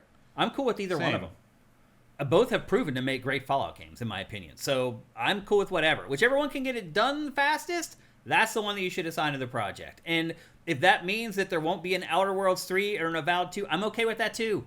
I like Fallout more than I liked either one of those franchises. So I'm cool with that. Let them work on a Fallout. I don't care if it's New Vegas 2 or Fallout 5. Either one of them. Yeah. Totally okay with me. I mean, of those, I would prefer them to do a Fallout. I mean, I will also say that I am not much of a New Vegas fan. Like, I've played it when it came out. I played it with mods like crazy. I don't think it's that good. I don't either. I don't like it either. I've never finished it. Neither have I. I couldn't get all the way through it. I just found it dull. I don't know what people are really talking about. I mean, I know, like, Old World Blues is supposed to be kind of the pinnacle of it. I've never got far enough in the game to actually play that part. I just never found... I mean, I really love Fallout 1 and 2, and I did enjoy Fallout 3 as kind of a return of the franchise, and that's kind of it. Yeah. Like, I like New Vegas for what it is, but I never got super into it, and I hate Fallout 4. And I have no interest in Fallout 76. I've played like 2 hours of that, and it's just sort of not. That's enough. Not my thing. That's plenty for me. My fourth favorite Fallout game is probably Fallout Shelter. Like I did play I played an embarrassing amount of that game. Frankly, pretty good. I enjoyed it. It didn't matter that it was a Fallout game. No, it was still a fun game. But it captured something. Yep. But yeah, I mean, go ahead and maybe I would have had a different answer before Fallout 4, but like Fallout 4 really kind of ruined a lot of my feelings about Fallout 4. It just wasn't. I did not like that game at all. Yeah. And I played it twice, 70 hours each. Yeah. Like I tried. I tried it. Yeah, me too. I tried it a second time, and I did get pretty far, and it just hit a point where I'm like, I don't care. I don't care. Yep. Like I felt that way too. Yeah. I basically I'm got just wasting time. I got to Boston, and I just didn't care. Lost interest. Yep. So one thing we should have mentioned before we started talking about these studios individually is that some of them are kind of striking out. Because when this news first broke, like a lot of reporters were saying, oh, Obsidian's doomed. They lost so much staff that they're not going to be able to do anything anymore. Or id Software is doomed. There's only one person left who worked on their engine, and there's nobody left there, and they don't have a big enough team to make a game. And something that happened this week was the studios waited a couple days until the people who were laid off had their sort of grace period or whatever. And then they started kind of fighting back, saying, no, this is not true. For example, Obsidian was like, no, we're fine. Like, we have more people now than we had when we were bought by Microsoft. Obsidian's bigger than people think they are. Yeah. And so they're saying, like, no, we're not done. We're not dead. We're not dying. Like, they cut some of our people, but we're still okay. And then the same thing happened with id Software. Like I just said, people were like, oh my God, there's one person left who works on their engine. There's not enough people to make a video game there anymore. And that went on for a couple days. And then id was like, whoa, wait a minute. Actually, we have now the same amount of people working at id that we had at the studio when we launched the Doom reboot in 2016. So basically, a lot of what's been happening, Matt, is that Xbox was just irrationally ballooning its development teams. Like, it's crazy. Pachter said that there are like 9,000 people working at Xbox. That's insane. And it really feels like they just completely overstaffed and just got drunk on Microsoft money. Like Phil Spencer did. Like, it felt like he just wrote blank checks for all these studios. And they just hired up beyond their wildest imaginations. Mm-hmm. And now that they're trying to cut stuff, they're actually cutting fat, is what it feels like. Yeah, I mean, we'll see whether we'll see who's right eventually. Yeah, we will. Like, that'll all come out in the wash, as they say. Uh-huh. Yeah, sure, your staffing is the amount it was in 2016, but making games is different than it was in 2016. You need more people than 2016. And B, that doesn't break down who works where. Right. Because one of the important things about people talking about, they go, it is doomed or whatever, was like, they fired everyone except basically the C-suite and like some concept artists, and like, and whether that was accurate or not, like they seem to be going back and forth on that or whatever. But like, you can't, one of the things people were lamenting and Schreier talked about and all that was like, basically the people that did id Tech are gone. Yeah, the engine. Like the engine is sort of like one of the big draws of these games. Like the fact that these Doom games run like they do, and I mean the fluidity of them doesn't feel like pretty much anything else except maybe some of the Source Engine stuff. Yep. If you lose that, you kind of lose what made id. Yeah. And it doesn't really matter if you have enough people to make another game. Mm-hmm. Because it sounds like they're just going Unreal Engine across the board. Yeah, which is a shame, because that's not going to feel like Doom. No, you're right. Yep. So id, as I said, pushed back. Unreal can't do some of the stuff that Doom wants to do. So id pushed back, saying we're still big enough to make games. Like, don't freak out. They did not say anything about their engine, though, to be fair. No, they didn't mention that at all. Yeah, they're basically admitting the engine's gone.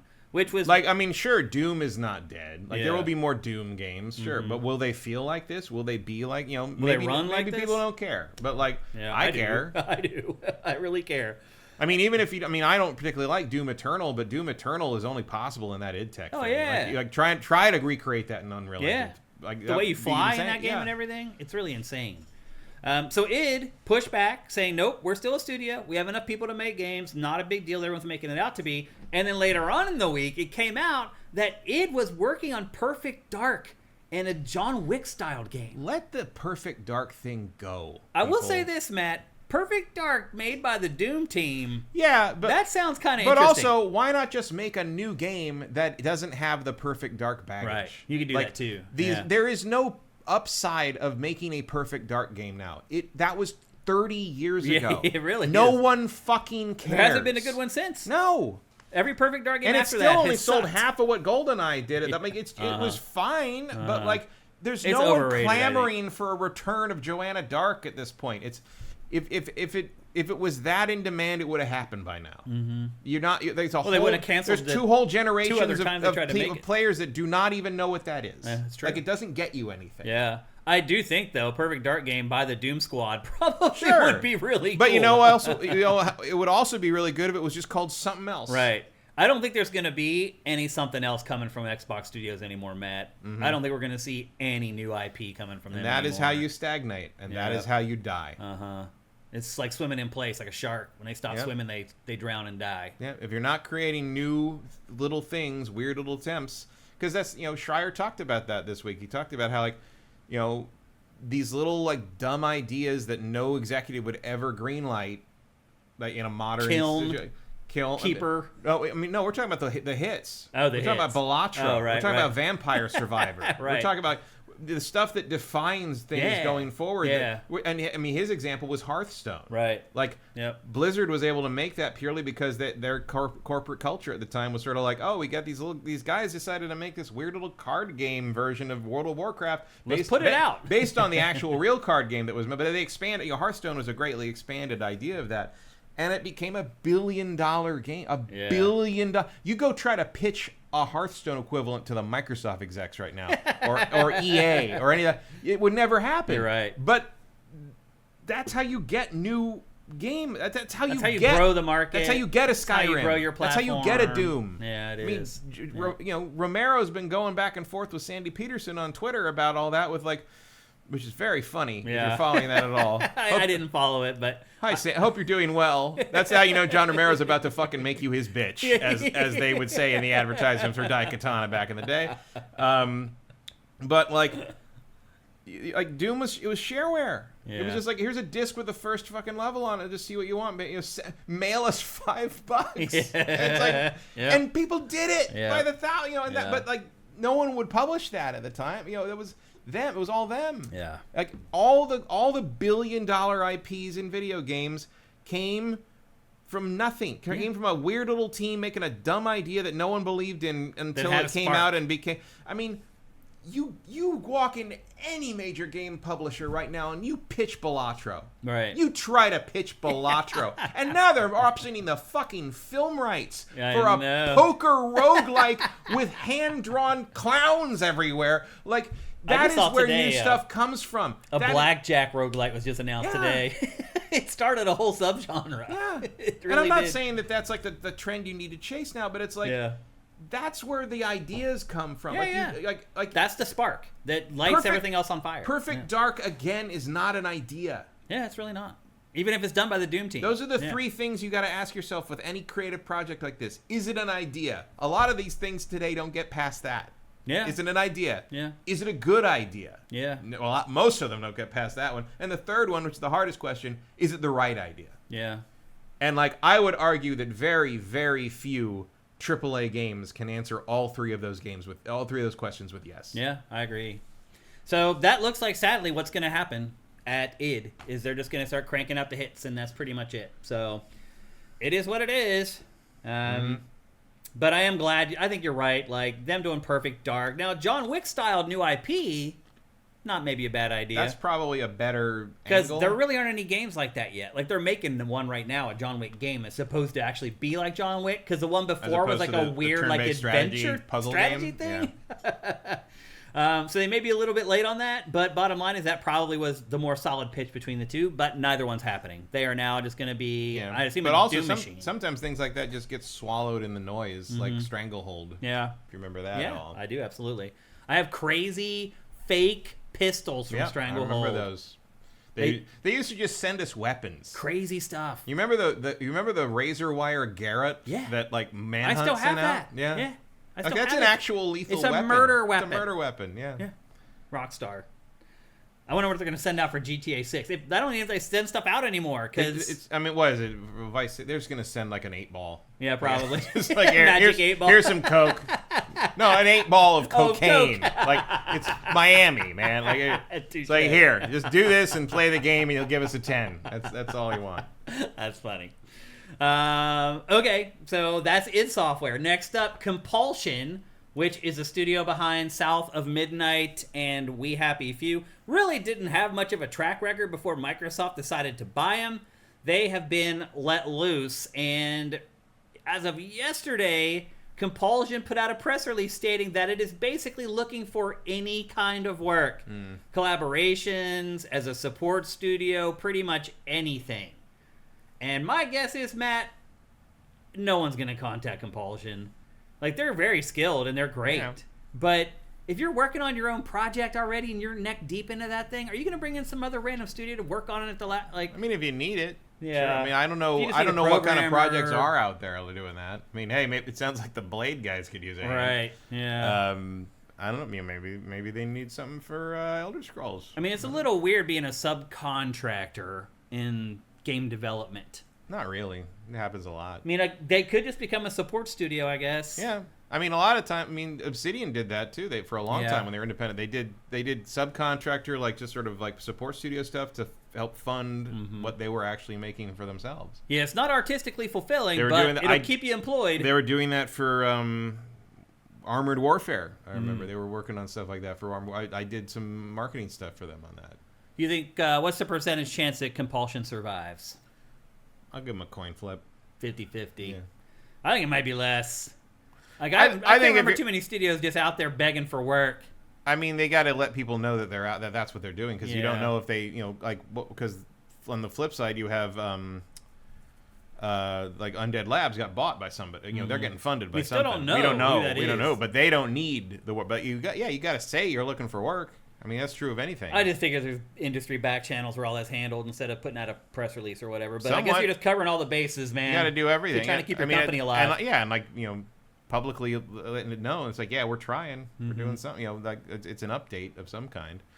I mean, I don't look like it's not this. Maybe this game didn't sell very well, but it's not like you play this game and look at it and be like, oh, these guys can't do anything. Like, I would let this studio make another game for sure. I would let them work on my game. Like, absolutely. Yeah, but I could have told them. Again, the Duck Consulting Agency probably could have told them that a story about a black teenager in the bayou of Louisiana probably wasn't going to have mass appeal. I don't know. That's kind of what Sinners was. Yeah. Yeah, you're right. Not teenagers. It is a film. Instead of a game, I mean, Sonny's a teenager, mostly a teenager. Yeah, games are just a bigger financial commitment and time commitment, so people look at them a little bit differently. I don't know. Did this cost more than $90 million, you think? No, I don't. Because that's what Sinners cost. Yeah, I'm talking about as a consumer. You pay less to consume it.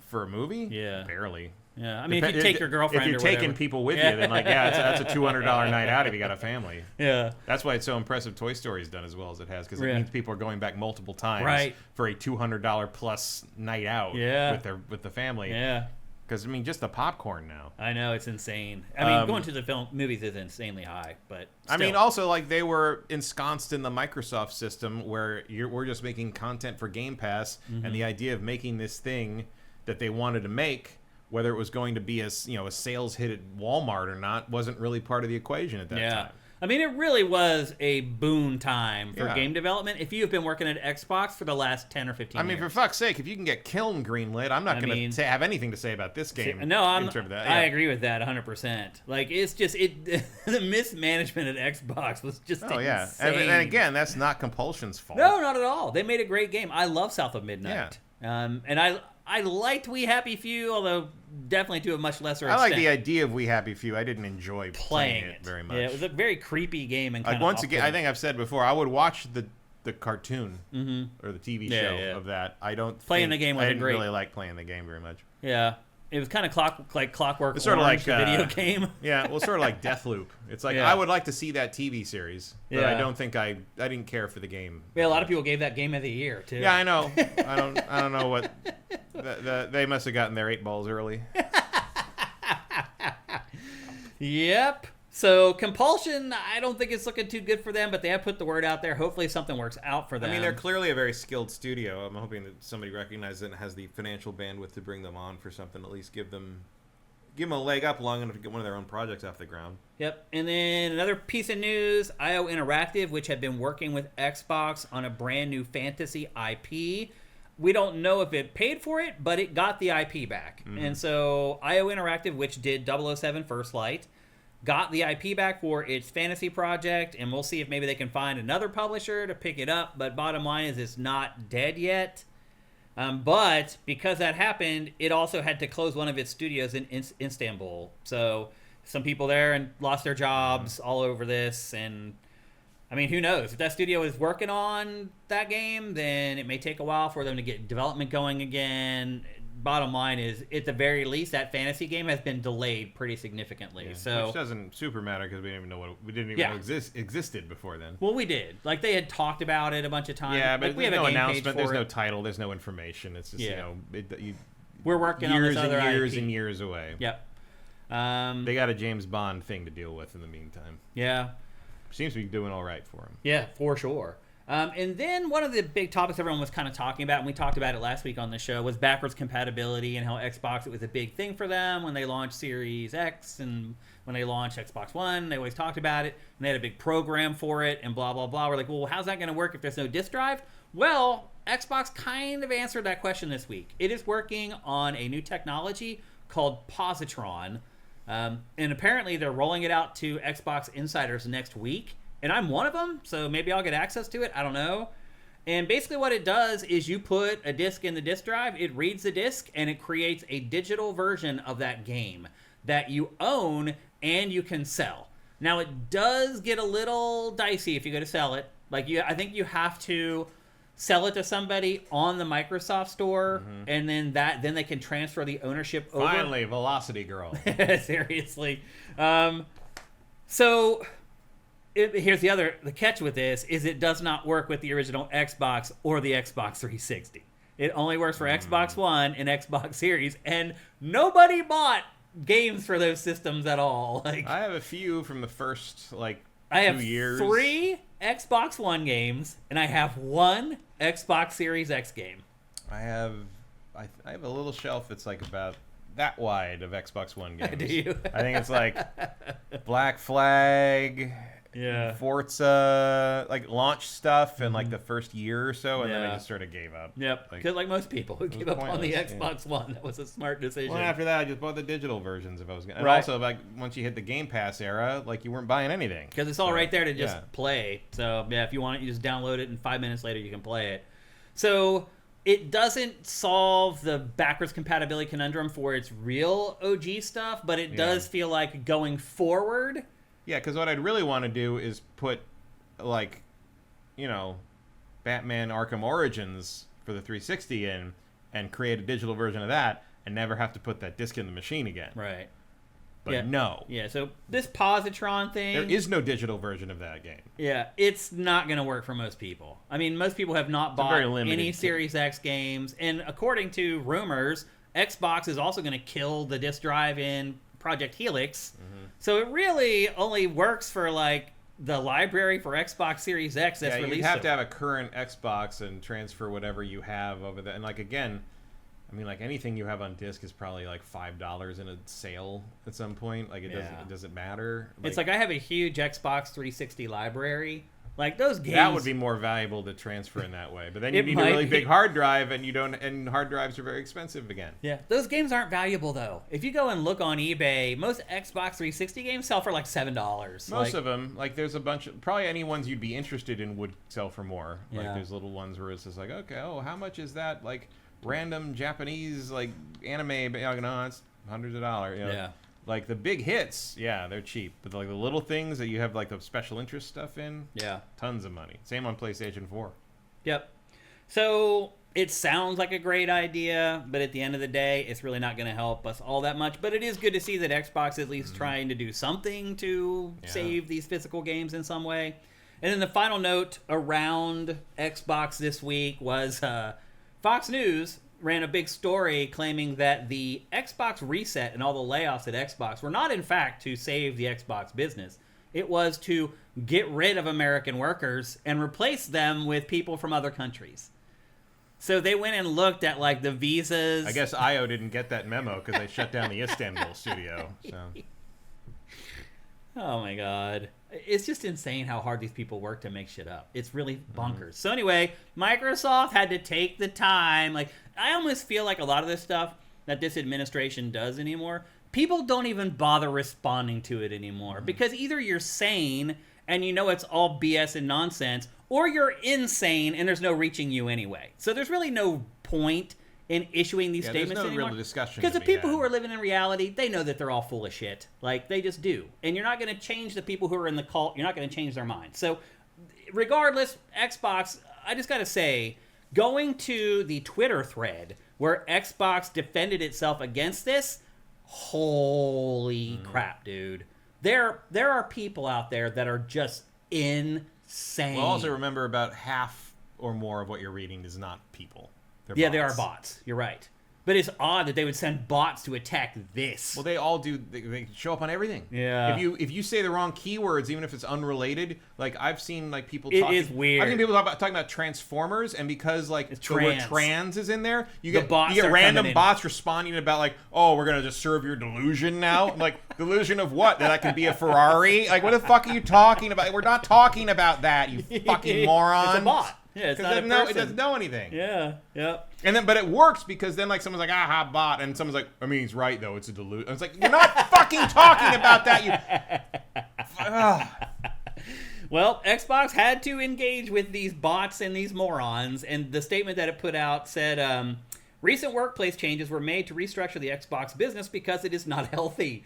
You have to admit this in public in this thread because of these morons. They were not made to replace employees with foreign workers. The H-1B figures being referenced are Microsoft-wide visa renewals and new hire applications. They are not Xbox and represent a small percentage of Microsoft's overall workforce. And the majority of roles impacted were not American roles. Xbox is the largest employer of American workers in the gaming industry and the largest American gaming company. Asha Sharma is an American-born, raised, and educated CEO from Wisconsin.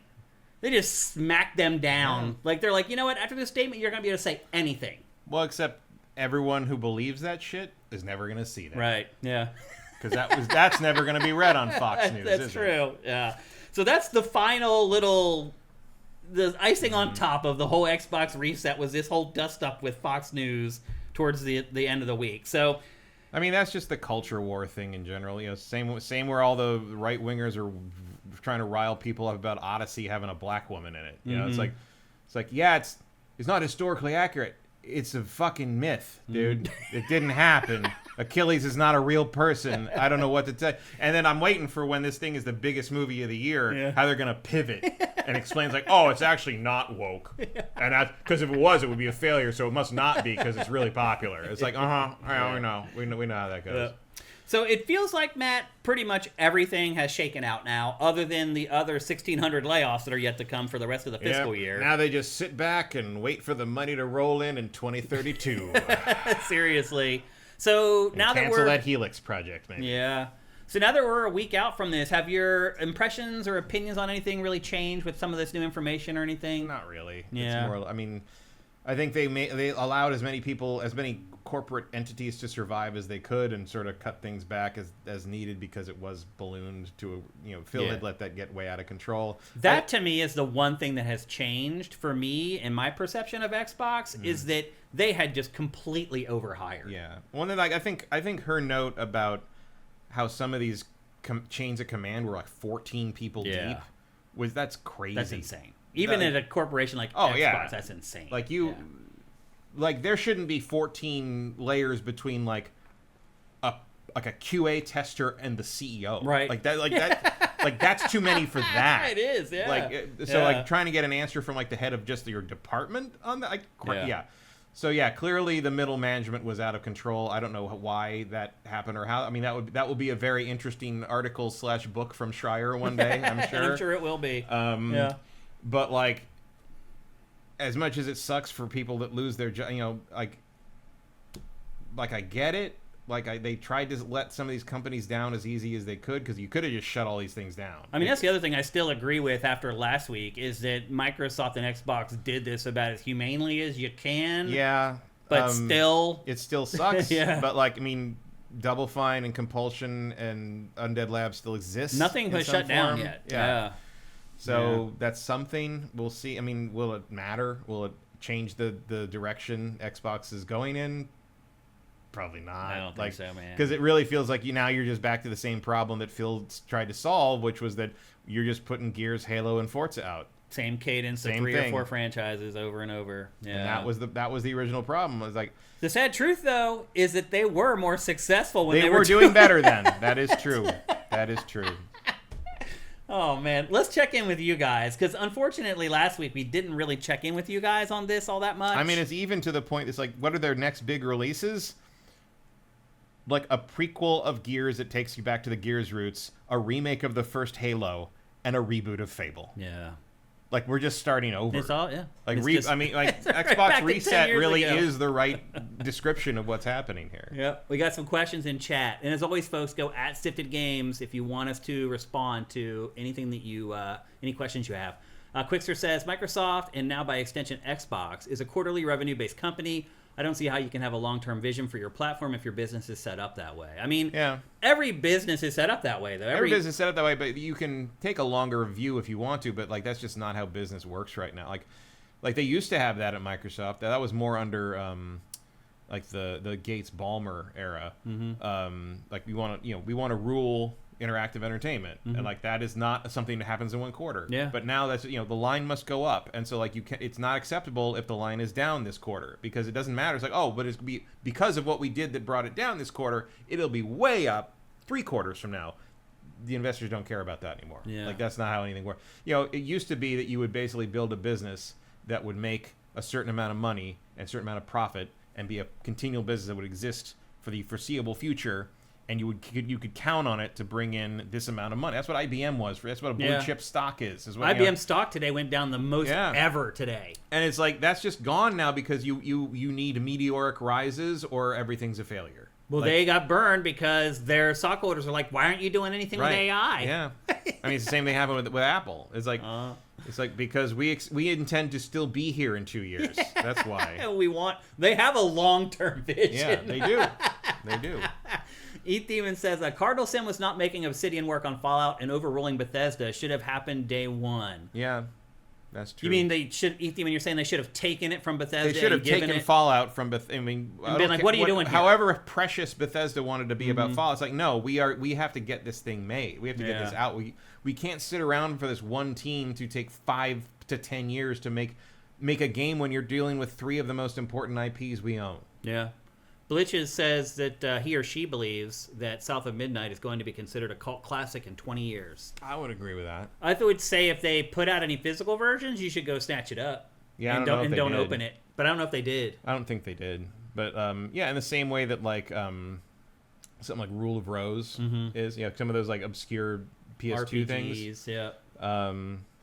Yeah. I think that's a good candidate for that. Yep.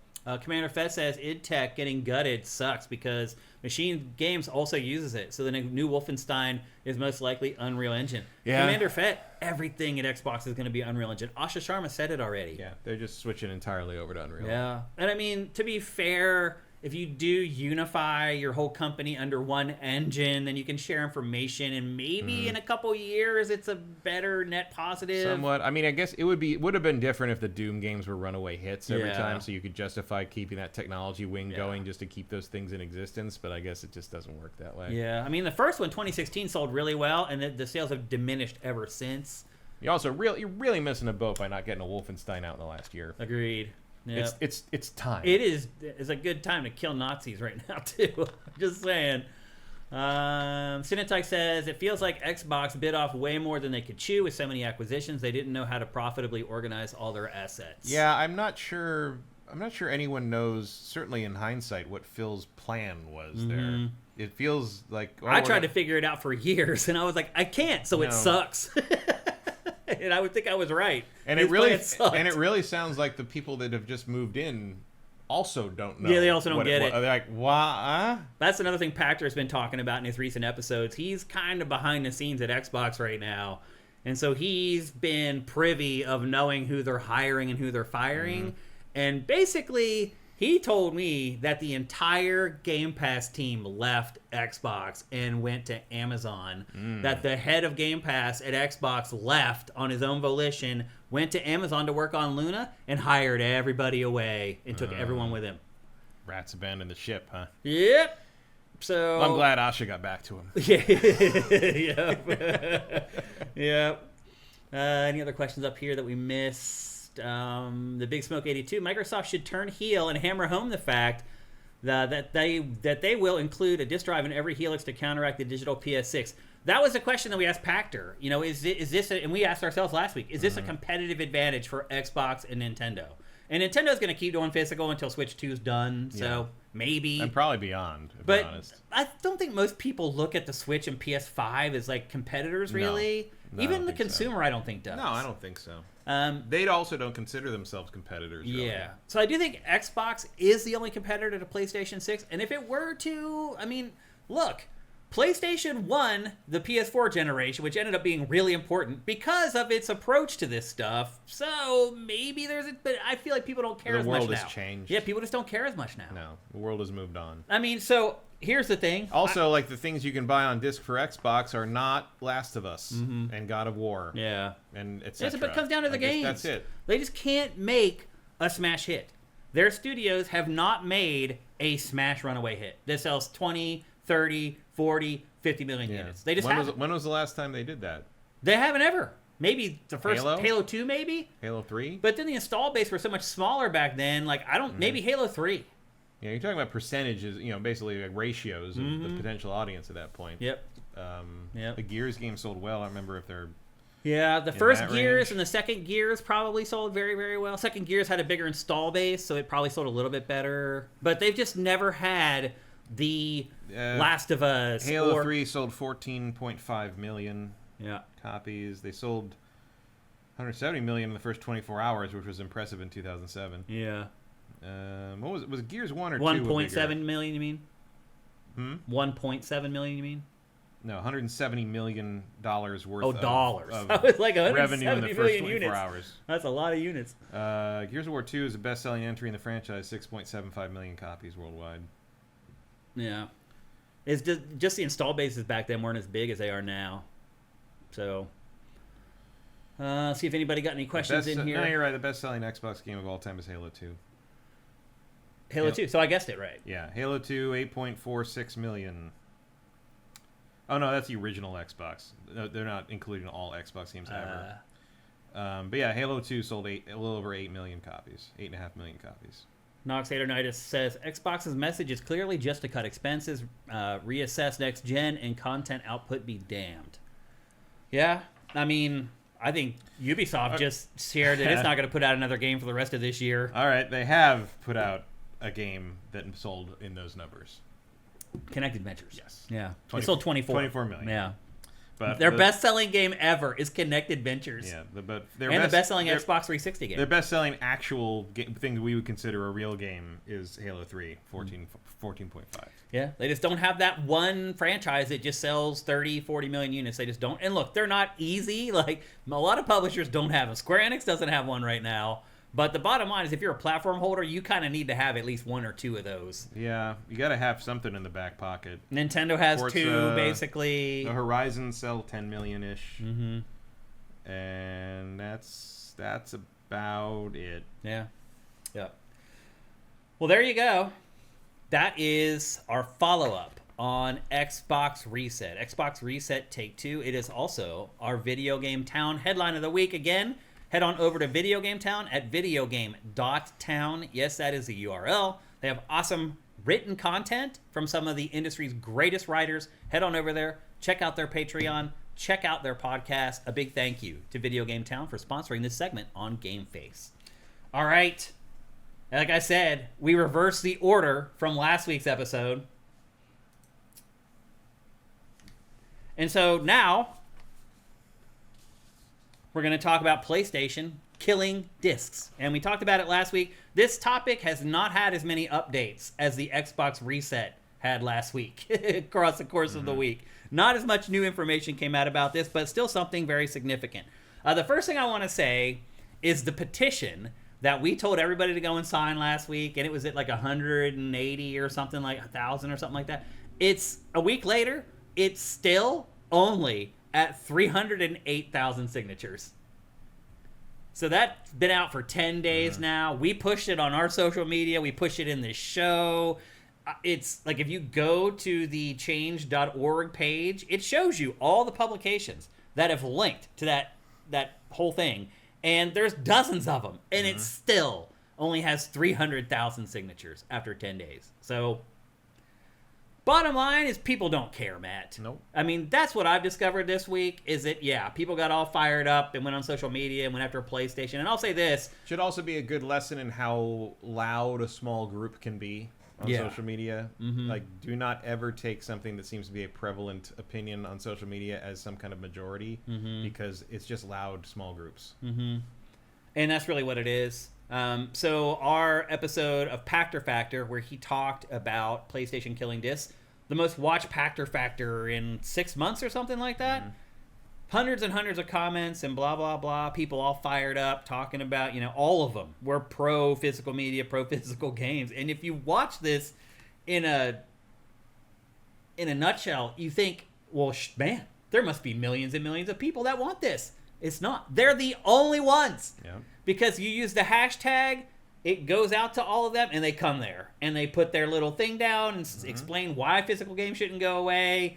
You should leave a comment. Like, it helps the algorithm. It does, and I appreciate them very much.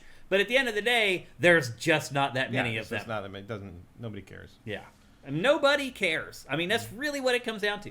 I mean, it doesn't really affect me. I certainly would prefer the disc still exists. Yeah. Like the option being there is nice. I generally don't use it, but every once in a while, there's a game that's important to me that I want, or I want to give it to someone as a gift. It's easier to give someone a physical copy of a game. If you can find one, like that's an issue. Like when I went back for Christmas a couple of years ago, I wanted to give several people Baldur's Gate 3 for Christmas, and I could not find a legitimate American copy of that game. Matt, you can go. I had to give people the UK version, which was luckily region free. I know because I hunt down physical games all the time. And you can go to Best Buy on launch day for the industry's biggest games, and they will get 3 copies of the game. It's like the old days when that's what GameStop would get, or an EB would get for non-pre-orders. Yeah. Like they would have 2 extra copies for someone who just walked in. There are 3. And sometimes, Matt, you go there, and if you look online at their store inventory, it will say they have all 3 copies still. You go in there, they cannot find them. And you will stand there at the counter for 45 minutes while they search every nook and cranny of the store trying to find those 3 copies of the game. Like, to your point, that's the day they launch. Yep. Trying to find a game a month later, 2 months later, forget about it. Just gone. Yeah, you're not going to find them. So you're right. Like, even if you want to buy, physical games, you can't. Unless you want to go on eBay and pay extra money for them or buy a used copy. Even Amazon, you never know what version you're getting. Yeah. A lot of times you just get some random EU version. Yeah, because it's just from some dude selling it. It's not really Amazon. So 308K signatures on the petition, a joke. PlayStation is literally laughing at it. It's like, that's it? We thought the petition would get at least 10 million. Yeah, they're like, we got away with it. In our meetings, we were like, surely 10 million people will sign the petition. I don't know if they thought that. Really? No. I don't know. I'm sure they thought more than did. Maybe more than did, but you're going to top out it. I would have said that would top out at 1 million maximum. So a lot of the people who have been commenting on that episode of Pactor Factor and our episode from last week have been saying that, the way they've been counting physical games is, BS. Yeah. That there's actually... physical games sell a lot more than people let on in ratio to if you remove the games that do not have a physical version, right, and just compare people who are buying the physical copies of things versus the digital copies of the same game. Yeah, generally those are going to be higher budget AAA stuff. Yeah, and they do still sell between 60 to 70% physical. Yeah, I mean that's a lot. Yeah, but PlayStation's don't care. No, we're going to leave that money on the table because they're going to get it all back very, very quickly when they can control the pricing of everything. And when the pricing goes down or goes up, and who it goes up or down for, they'll make that money back in a heartbeat. So 308K signatures on the petition, a joke. Our hope was that Europe could step in. So when we left the show last week, we were like, okay, maybe Europe will save us because its laws are a little more stringent. It's actually kind of worked with the Stop Killing Games thing a little bit. And Europe looked down and whispered, no. Yep. And that is what happened this week.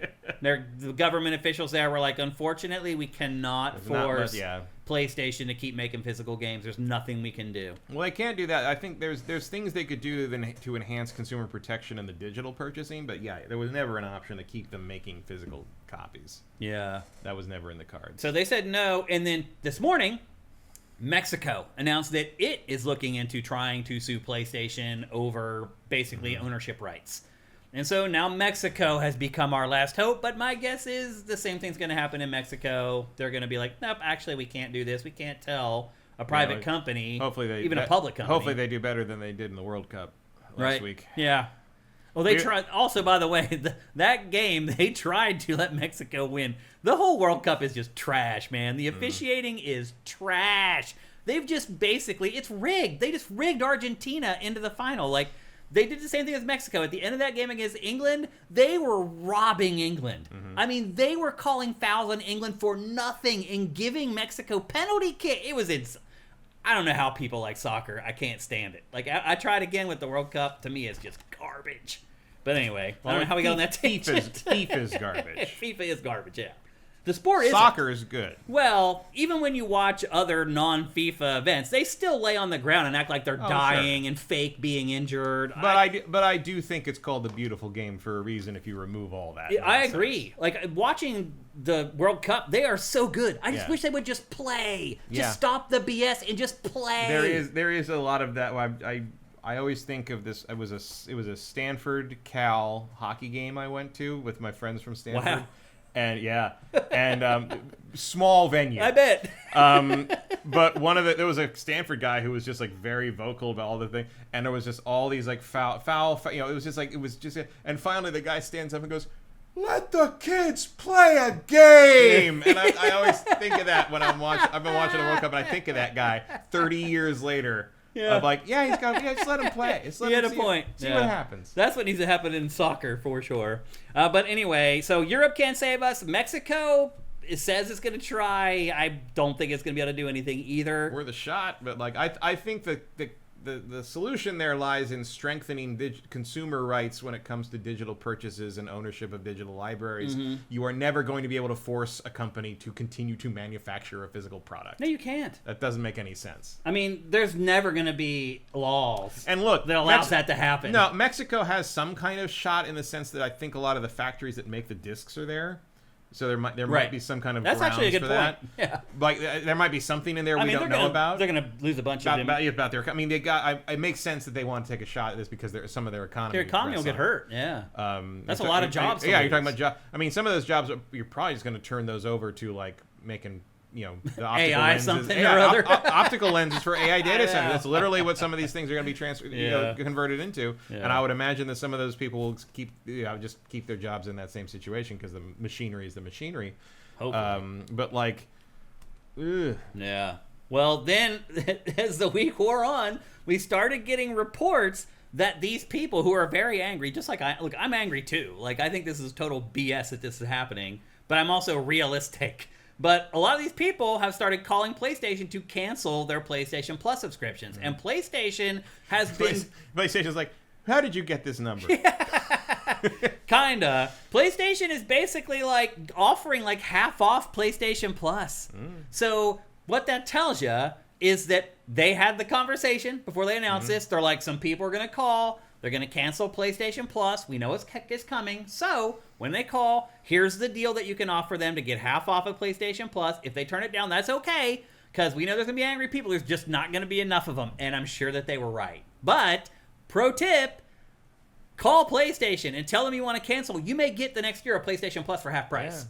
Yeah. It's worth a shot, for sure. So that's a little thing that bubbled up this week. They're like, they'll be back. Yep.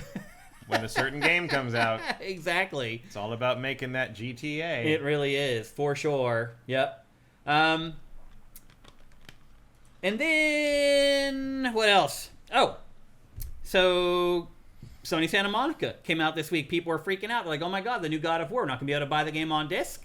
And Sony Santa Monica was like, nope, you're absolutely going to be able to buy that game on disc, which told everybody that it's coming out next year. Because next year is the last year of discs on PlayStation. So we do know now that with 80 to 90% certainty that God of War Laufey will come out. How do you say that again? Laufey. Laufey, is that right? I mean, it's a foreign word. Yeah. It's also a mythical word. Yeah. You can kind of say whatever. I'm going to screw it up until the game comes out. I usually hear Laufey or Lofi. Yeah. It's coming out next year. Laufey sounds less like a fat cat. Yeah. So let's just say I like fat cats, though, too. Yeah, but Lofi, it's like, oh, it's Lofi. It's like, that's not what she's going for. Yeah. Think, you know? And then the final little note / tidbit that kind of came out of this whole PlayStation getting rid of discs thing is that this week, PS5 emulators booted up Grand Theft Auto 5 for the first time. And Astrobot. They did Astrobot today. And that is a 2-year-old PlayStation exclusive. Now, that is a big deal. Might be something that PlayStation actually cares about and pays attention to. Yeah. If the emulator scene blows up for PlayStation 5, which it very well might. Because among the people who care about this, those are the same people that can deal with the emulator tech. Mm-hmm. Yes, that is a. However, I think that would probably just cause Sony to start activating the legal team more than making discs again. Because you're basically giving people a reason to hate you now, which is what they need in their minds to rationalize piracy. Right. So they're like, now I have a valid excuse to pirate PlayStation games. Right, and now Sony can come after you for doing that. But legally. If everybody's doing it, they can't stop it. They can try. They'll fail. They'll probably fail, but like a lot of people will get hit very hard by it. They'll try to make examples you out want to of make that You want to take that risk? Nintendo's done that before. People will, but it's going to, the outcome will be that a few people will either get heavily fined and or sent to prison. Yeah. And nothing else will change. Like discs are never coming back. Yeah. Sony is never changing their mind on this. Remember Napster when it tried to make examples out of people and it was given like moms like 69-year prison sentences? But then the DOJ stepped in and was like, no, like that's not happening. You're not sending some mom away for 70 years because she stole Ice Baby from Vanilla Ice. The DOJ of 2000 is different than the one DOJ now. Of 2026. So. I agree with that too. Oh, a corporation wants to do horrible things to people? Oh, cool. Please. Can we watch? Yeah. Can we tape it? Yeah. Well, they don't want to tape anything, actually. No body cams. No, we don't want a record of anything. That might come back later. So do you think that, like, emulation for PS5 could just explode? Or PlayStation emulation in general? No. I mean, it's getting better, and it's like, but explode and what? Like, now, like, 5,000 people do it? You know, it's like, it's I mean, like, more than that. Like, a couple million people. Not in a million years. Yeah. Not in a million years. It's too complicated and convoluted. It's too, like, dark webby for a lot of people. You need a very powerful machine to do it. Yeah. You know, well. For PS5, yeah. And PS6. It's just not. No. Yeah. No. It's not practical for most people. But it gave all these people who are freaking out of what they think is a free pass to pirate PlayStation games. I guess go ahead. I mean, I'm sure a good chunk of the people who signed that petition can do it. You know, you're probably dealing with a very close to a perfect circle Venn diagram there between those two things. But again, it's not enough people to bring discs back, and it won't be enough people for Sony to really care what happens there. Yeah. I mean, when Sony's looking at like successful sales being in the 40 to 50 million range, 500,000 people not buying that game is not something that they're really going to care about. Yeah. Yep. Well, let's check in with chat. Again, we didn't really get to talk with you guys all that much about this last week. Also, like, remember, you're getting stuff running years later on the, it's a big deal that Astrobot runs now. Mm-hmm. I mean, you want to wait 2 years to play GTA 6? You want to wait 2-3 years to play God of War Laufey? You want to wait that long for these things? Pirates will, but the average person will not. No, I don't want to. I'm not going to wait that long to play Wolverine. Are you kidding? Yeah. Khalib Tulai, what's the Mexico thing about? Khalib, we were just talking, we did talk about soccer for a minute there. We went on a tangent non sequitur. But we were talking about how Mexico is now also considering maybe trying to bring some litigation against PlayStation for killing discs. Mm-hmm. Because a lot of discs in PlayStation games are made in Mexico. So obviously a lot of people there would lose their jobs. Soulwax Remix says PS6 emulation is going to be really dicey if it's only digital, since emulator developers won't have the same legal grounds of people are legally ripping their discs. Yeah, that's true. Actually. It is that is a little bit of like a loophole that they've used for a long time. I mean, that's part of the excuse. But again, emulators are legal. Mm-hmm. Yeah, There's nothing wrong with making an emulator. There's nothing wrong with it. Yeah. Like, no one making an emulator is in legal trouble. Yeah. But like, yeah, with a PS6 emulator, by definition, whatever you're running on it, you're not supposed to have. Yeah, because there's no backup. You can't get the disc in the first place to back it up. Well, and also like a lot of discs don't even have the game on them anyway. Right. So there's keys basically. Right. Yeah. Like would that get you off the hook with GTA 6? Of course not. Yeah. Because you're not using that. The disc is not anything. Yeah. It's a key. If GTA 6 had discs. Yeah. You know what I mean? Bachby on YouTube, GTA 6 is probably going to push PS5 sales into the 110 to 115 million range, but since there won't be another one until 2041, which may be accurate, how big of a drop do you expect the PS6 to have with people going to PC? Like, I just don't think the PS6 is going to sell all that well at all. No. I mean, I don't think that... As it stands right now. And I don't think it's related necessarily to people going to PC. I think...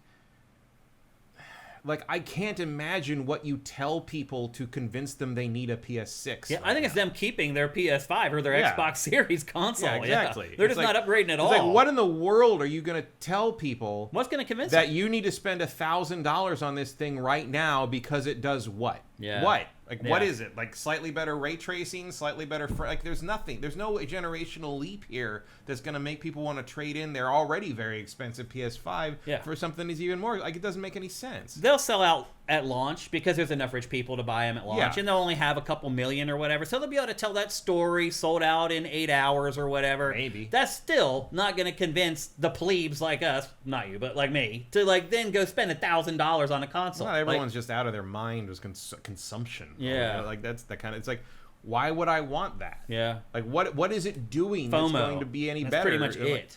Yeah. Like, I can't even imagine what the selling point What would the FOMO be? What am I missing out on? What am I going to be afraid of missing out on? Like 5 more frames a second on God of War? Like, what is it? GTA 6 runs at an extra 5 frames a second. But by that point, it'll be on PC. Yeah. And it won't matter. Yeah, it won't matter. Yeah, like, I don't what? get it Like, what is the selling point on this thing? I don't get it. I don't know. I guess we'll find out soon enough. Octung Englander. Every time I hear about digital ownership issues, I always think about the BS blockchain promise that everything can be tracked for the benefit of consumers. Yeah.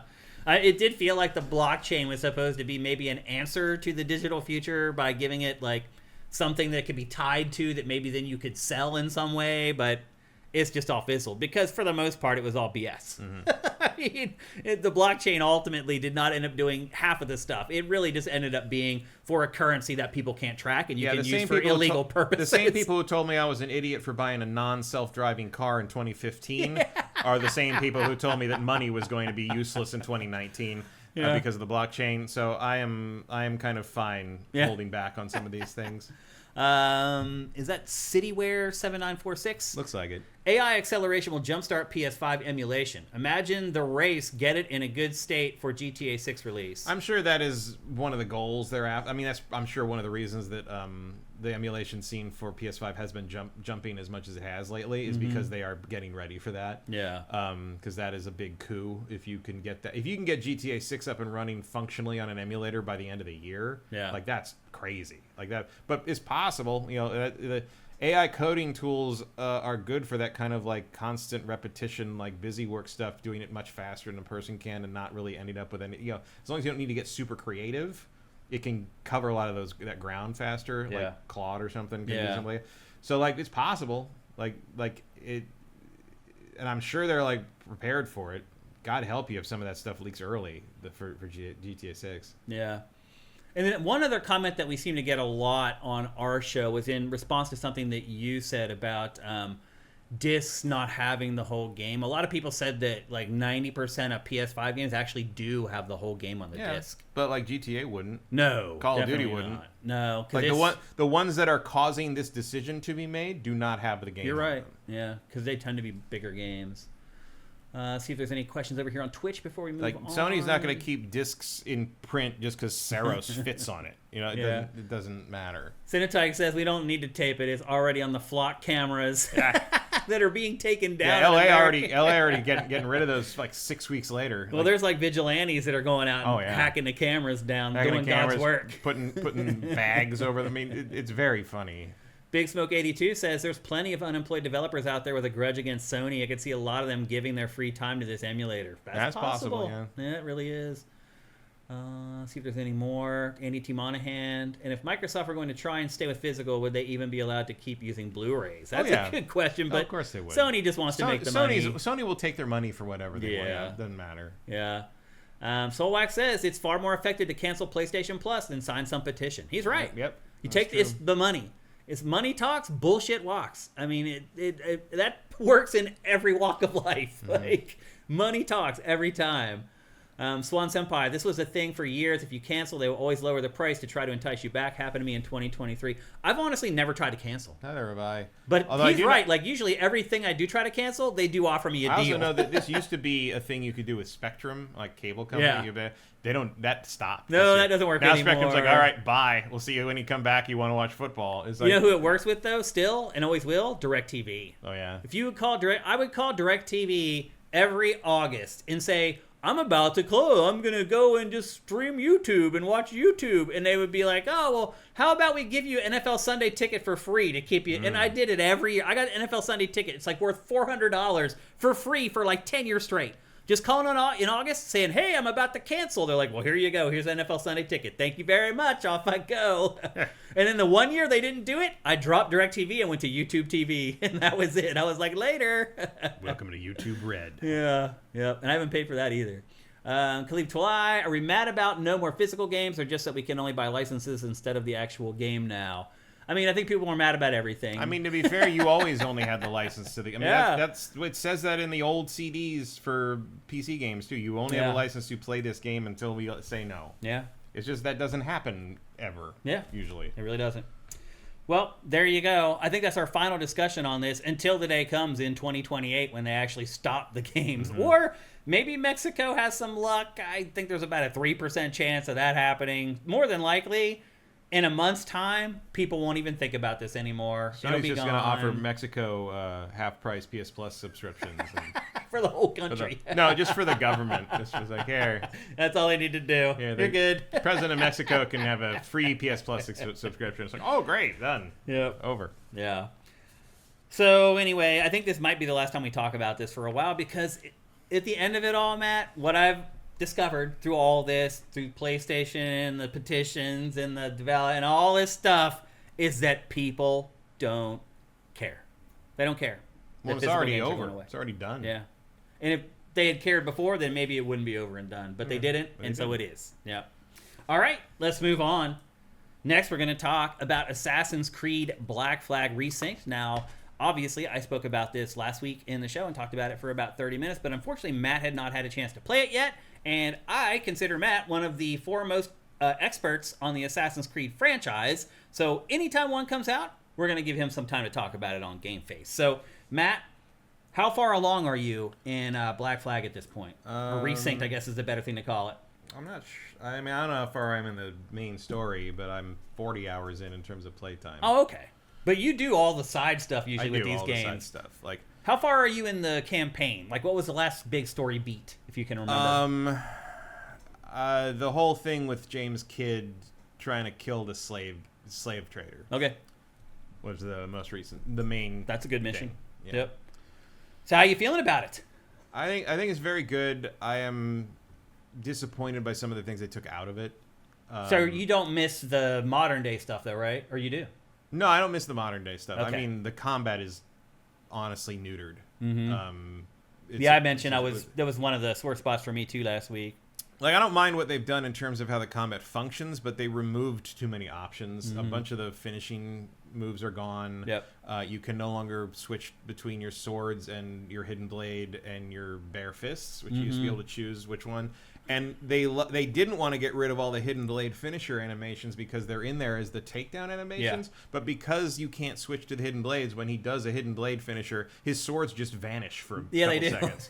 Like, it's really sloppy. Yeah. And I'm sure it's because the current Anvil engine does not support hidden blade comp. Right. Like, you're basically building this on top of the same technology that did the Ancient Trilogy and Shadows and Mirage, and that they just never put Hidden Blade only combat in those games, and so it's not. And they clearly didn't want to invent it for this, so you're sort of stuck with this sort of like streamlined but also weirdly half-assed double sword combat, and it feels limiting compared to the original game. The other thing I would say too is as the hours start piling on in this game, you learn how to jimmy everything. Like basically for combat for the last 15 hours that I played it, like I would just go alert somebody, run away, and hide in a bush. And they would walk right into them and 10 other dudes would just come running. They'd take their turns coming into the bush, and I would just assassinate all of them, and there'd be a pile of 10 dead bodies in that bush. And you could just do it over and over again. Yeah, I mean, that's Assassin's Creed. Yeah. But, like, it's also... They will follow you and see you from further away than the old game. They do, which is yeah. nice. Yep. Not that it helps. But you want them to. Yeah, it more or less leads them to their death. Yeah. But it's like at least they recognize that there's a guy in eye line over there. That they should be able to see you, yeah. The other thing about it is, what was I thinking of there? Anything ship related, or is no, it still combat? It wasn't ship related. It was kind of. I mean, I got like guns, like swords that shoot. Like that, the heavy attack just fires. I hated that. I unequipped it after a while. It's just you're God. See, I didn't like it because it caught me in the animation for shooting the guns, and other people would attack me when I was in the middle of the animation. You do have to finish them, so you have to choose when you do it. But if you can stay back, like you just. I eventually chose another weapon. Well, the others are fine too, especially if you can get one that chains more takedowns. Yep. But like the gun swords also are absurdly strong. As I got further into the game, I definitely used the gun a lot more. If you use it strategically, it is very powerful. Mm-hmm. Like in the few boss fights that are in the game, like use a gun. And you'll be surprised at how quickly you can finish that boss fight versus just hacking and slashing your way through it. But yeah, it's beautiful. It really is. Did you find that it got monotonous like I thought? Like after a while, it's just like everything looks the same? Not really. I mean, it is kind of all... I mean, it's all the same biome, obviously. But I didn't find that so much of an issue as... I think the weather sucks. Yeah, like it really affects the game. Storms a lot. And, like, I'm trying to get a man of war for my fleet, and this fucking cyclone comes in, and the like rogue waves destroyed the man of war. I finally took it down, and this rogue wave comes down, and I'm like, I gotta board it before the rogue wave hits, and the rogue wave just washed the man of war away from me, and I'm like, the neighbors heard me screaming, swearing. At Man of war is the hardest one to get. Yeah, but like all the weather effects look amazing. Yeah, but it's just been things where like, that wasn't part of the original design, and sometimes it feels like it wasn't ever supposed to be part of the. Like one time I was getting hammered, like, and I was like, oh, if I can board this ship, I can repair the ship and then take out the two frigates that are hitting me. And so I pulled alongside to board it, and I got struck by lightning, and the ship blew up. Yeah. I was like, what the fuck am I supposed to do with that? So some of that's been annoying, but like, yeah, I am at the point where like I hit the point in the open world game where I'm like, okay, I'm tired of not running everywhere because I'm sailing, right? Yeah. I'm tired of sailing everywhere. So I do this nowhere. I'm gonna go to the far points of the map and unlock fast travel points, so I never have to do that if I don't want to ever again. Yeah. And that's kind of the point I'm at right now, where I'm sort of sailing around everywhere and like unlocking fast travel points. So whenever a mission sends me somewhere, I don't have to spend like 10 minutes sailing somewhere. You're enacting your own quality of life improvements, more or less. And but it's, I do also find it very funny that I mean, you've got all the shanties and stuff back. I don't think he originally called for a song all the time when you first got in the ship, but now, and sometimes I don't want them to sing because I'm listening to a podcast or doing something else, and it's very funny, and I'll forget, and he'll be like, "Let's have a song, lads," and they go, "Oh," and I'm like, "No, that's enough," and like I love sometimes like one of the guys I go, "Oh, okay," like they just like shut up, and it's like have a song, that's enough. You turn it off, it's like it's like Bugs Bunny and the opera singer thing. Yeah, that's all. And some of it's funny how like sometimes like the game doesn't seem to understand the balance of its own ship combat sometimes, where it's like we can't fight that one, Captain. He'll destroy us. I'm like, he's already dead. Like I already blew him up with a mortar. The mortar is like your fucking best weapon. It's like, you can cheese with the mortar. The mortar. I every man of war, I'm just like, all right, I'm gonna park over here. You don't even get near them. Mortar. We're gonna start sailing away. Mortar. Oh, one shot, you're done. Have you noticed some ships are set up that you can't kill them with the mortar? They'll get down to one spot left, and no matter how many times you hit them, they won't go down any further. Yeah, you gotta hit with legit cannons. Yeah, that's fine. But still, you can cheese pretty much every ship in this game. Like if you just sail up until your reticle gets right on them and just stop, you can just keep dropping those mortars on them. And in all honesty, I mean that's ship combat. It is, like, it's but they're not smart enough to like come at you or leap. They'll just sit there and just get bombed. There's an element of it's like you see the skull on the flag, right? Yeah. Like, and we're sort of sailing past each other. It's like, hello, not today. Yeah. Like, yep. But it's fun. I mean, it is still. I do still think Rogue is better. Yeah. I think Rogue's a more interesting story. I think it's a more interesting setting because there's multiple there's New England and there's sort of the East Coast and there's the Arctic. There's a little more to do there. I think Shay being a traitor is a more interesting idea than Edward sort of realizing that he's not a terrible person. Yeah. Because he isn't. Like he's behaving as one, but you can tell, even early on, like when James is like scolding him for doing what he did and getting some assassins killed, he does feel bad. You can see on his face. Like, he has good animation work. It's like he doesn't want to be that guy. It doesn't occur to him until they point it out. Yeah, and then after they point it out, he's like, "Oh yeah, what were they thinking?" He's very single-minded about getting the money to go back to Carolyn or whatever her name is. But I do think there's a point at which he realizes that Carolyn wouldn't want the man he's becoming, which sort of becomes his new motivation, and eventually he does sort of fall into the Assassin's Creed as one of the few games where they actually say the title. They talk about it. The other thing that I think is interesting, I guess, and I'd forgotten about this. I haven't played this game in a long time. One of Edward's primary allies in this game is a trans man. Yeah. And in 2013, nobody fucking cared. Yeah. It's just like he's like, okay. And again, historical. Like that's a real person. Yeah. James Kidd is a real person who was born Mary Reed. Was a functioning pirate at the time. Yeah. Alongside Anne Bonny, who runs the tavern in the town here. And like nobody really knows, but James Kidd is referred to as a man in almost all like contemporary stuff. Yeah. And no one cared. Yeah. In 2013.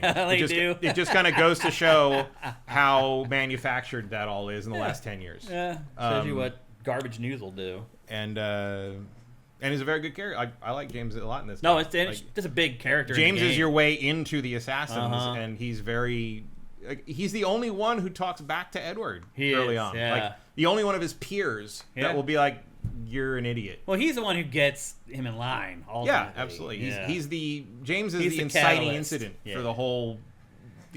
He's why he ends up. He has to grow into the outfit he stole, basically. And that doesn't end. That's the way it is all the way to the end of the game. Yeah. Also, I'm already wearing Master Assassin gear that I picked up from some buried chest somewhere, and I was like, I shouldn't be wearing this, but I am because it looks cool. Also, I should mention last week, I think I said the game was 40-some hours. I actually went back and checked the clock on my save, and I had played it for like 33 hours. So I finished it in like 33. Still, also as doesn't always, change my as always with these Assassin's Creed games of recent years, props to any game that pauses the save timer when you're paused in the game. Yep. Because I have to do it a lot. Yeah, I leave it on sometimes and go do. I mean, I've been hours. I sail around and I blow stuff up and I find buried treasure and I hit pause and I go play a game of pinball and then I come back. It does not count the time I left the computer, which is great. Yeah, but I just wanted to clarify that it did not take me 40 hours to finish it. It was like 33. So. I would imagine the main story on this would be about that. Yeah. But which is plenty. Yeah, it's fine. It doesn't change my buy recommendation at all for this. I'm doing all the weird things. I'm hunting all the creatures. I'm wailing and all that, which is sad. But Soulwax Remix says that some of the cutscenes and character interactions I've seen make him look a little too nice for me. Like, he's ultimately the hero, but he's still a pirate and scoundrel and should have some swagger. He does. He does have a lot of swagger. He does. All the way to the end of the game, he still does. Like, he never, I don't want to spoil too much, but he never gives up on the pirate's life. Like, he never turns his back on being a pirate or the other pirates in his life. That's another thing I admired, because you start the game, you think all pirates are bad. I think one thing this game does is it shows you that the pirates, they weren't necessarily bad people. They did rob and pillage on occasion, But they did have like a code, and they had honor, and they did do things to help other people that they thought were worth helping. I mean, in fictional pirates, and remember, in real life, most pirates were privateers, and they were working under contract for another colonial power and hunt. Generally, you would be working for the English, hunting the Portuguese and the Spanish, or vice versa. So like there wasn't a ton of like going after random people. It was war. It was a war by proxy, basically, in that area, and it only lasted like 15 years. I know. Like, it was crazy. Not most of the pirates that we think of as Black Belt, they were only pirates for like less than a decade. Well, that Blackbeard, because either you died or you made enough money to stop doing that because it sucked. Like, it was a terrible life. Blackbeard definitely gets a glow up in this. I think most people, when they hear Blackbeard, they think he was the most evil pirate of them all. Well, he wanted you to think that, right? Like, he wanted you to be afraid of. I mean, a lot of it was just posturing, show. It was, and it turns out no man lights fuses in his own hair and beard because he wants you to think he's a normal dude. Like. But as it turns out, they were the out, biker gangs of the time, basically. Yeah, I mean, some of the most emotional moments in this game are related to Blackbeard. Oh, yeah. Like the most impactful moments are with him. So I think, this gives people a different perspective on this early 18th century period of time that, you're right, was a very small window. It's just very weird, the time period with the technology where they are, and how the guns work and everything. It was this weird, where it was a weird transitional moment where everything was still powder and punching and loading, and like it was nothing quite was what we think is modern, but it's not old, it's not ancient, it's not medieval. It's that transitional period, and as always, people are bad about transitions, and I do think it does address the slave trade probably better than it could have. You have that's also sticks around till the end of the game. You have certain characters that are probably a little more enlightened than they might have been at the time, but you kind of need that to keep the story going. You do, yeah. I like a couple of the stuff with Adewale, his quartermaster, who like talks about, it's like, because at one point he's like, are you going to go back to Africa once we make all our money? He's like, I was born here, like I don't have anywhere to go back. That's not where I'm from. And he's like, my country is the jackdaw, is this ship. And like, and Kenway's like, all right, I understand that. That makes this game really has some moments, man. Well, that's why does. I hope at one point, I hope they do Freedom Cry like this, because it's Adewale's sort of sequel, like the DLC sequel, and that's a great game because it's more of the sailing. It's much more focused on the sailing, but instead you're just going around blowing the shit out of slavers, and that's good. I enjoy that. I'm down with that. I think I feel a lot better about. I mean, I don't feel terrible doing it to the English. There's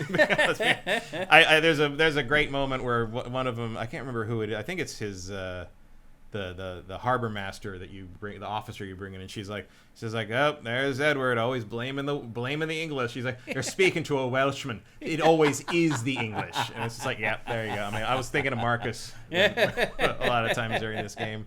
Yep. So would you recommend it as a buy as well? Yeah, I think again, if you like the original, this is mostly better. Again, the combat is, I don't think anyone's in these for the combat. Yeah. I do still miss.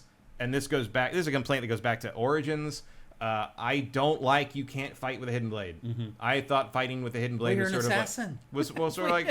Right, but the hidden blade is not a very good melee weapon because it's a tiny little dagger on your wrist. But ever since 2, they put that in just basically. I mean, I believe that was put in as sort of a rogue thing where the combat designers were like, we can do this. No one asked for it, but we're going to put it in because we can. Yeah. And it became kind of a staple in that era of the series, and they've just never brought it back. Probably because it's a whole different combat system to throw in there. But like, I always thought that was cool. Like, if you wanted to kind of play quote-unquote expert mode combat, you got these really cool hidden blade finishers that you would only do when you had the hidden blades as your primary weapon, and you just can't do that anymore. And to the point that they recognize those finishers are so cool, they just let them do them anyway, even if it makes no sense. That's all they're used for in this, are the executions. If you're just walking up to somebody, you'll stab them under the chin, or you'll slash his throat with them. But, otherwise you can't just choose them and fight with them if you want to. Yeah, and you used to be able to in this game. In the pre-Origins games, that was part of whatever the system they had in place to do things. And I miss that. Yeah. That's all. I was kind of hoping they would keep all that intact, and they didn't, because I'm sure that would have been too much new work for what was supposed to be probably a pretty low, not comparably low budget project. Yeah. I hope they do Freedom Cry. I hope they do Rogue. I'm sure they won't do Rogue. Rogue is not as popular as this game, but I do think Rogue is the better of the two. Most people don't seem to agree with that, but I think Rogue refined what Black Flag did in the same way Black Flag refined the naval stuff in 3. I do think he controls better in this than he did in the original for the most part. Like, Edward was a little sticky in the original game because that was still in the wake of Assassin's Creed 3 ruining the controls, and they slowly got back to something functional with Unity. So I don't think he doesn't grab random stuff on the sides of things as much. One thing I do think is interesting is you can tell sometimes that this version of the game is being built in the engine or the tools or whatever you want to call it that were used for the big open world action RPGs, because this game, being one of the old school Assassin's Creeds originally, has a lot more sequences indoors, in caves, in tunnels, and this engine does not handle that very well. Yeah. There's a lot of there's fights in these narrow areas, even like stuff like this, like you can't really see what's happening a lot. Yeah, I've had camera issues here and there. And it's, to me, I'm like, why is this a problem? And it's because this is the first Assassin's Creed in, I don't know how, it's probably since Origins, that takes place in these narrow streets, that takes place in these narrow hallways. Mirage does. Mirage does a little bit, but not to the degree of, not in these like narrow, European every style like this. towns.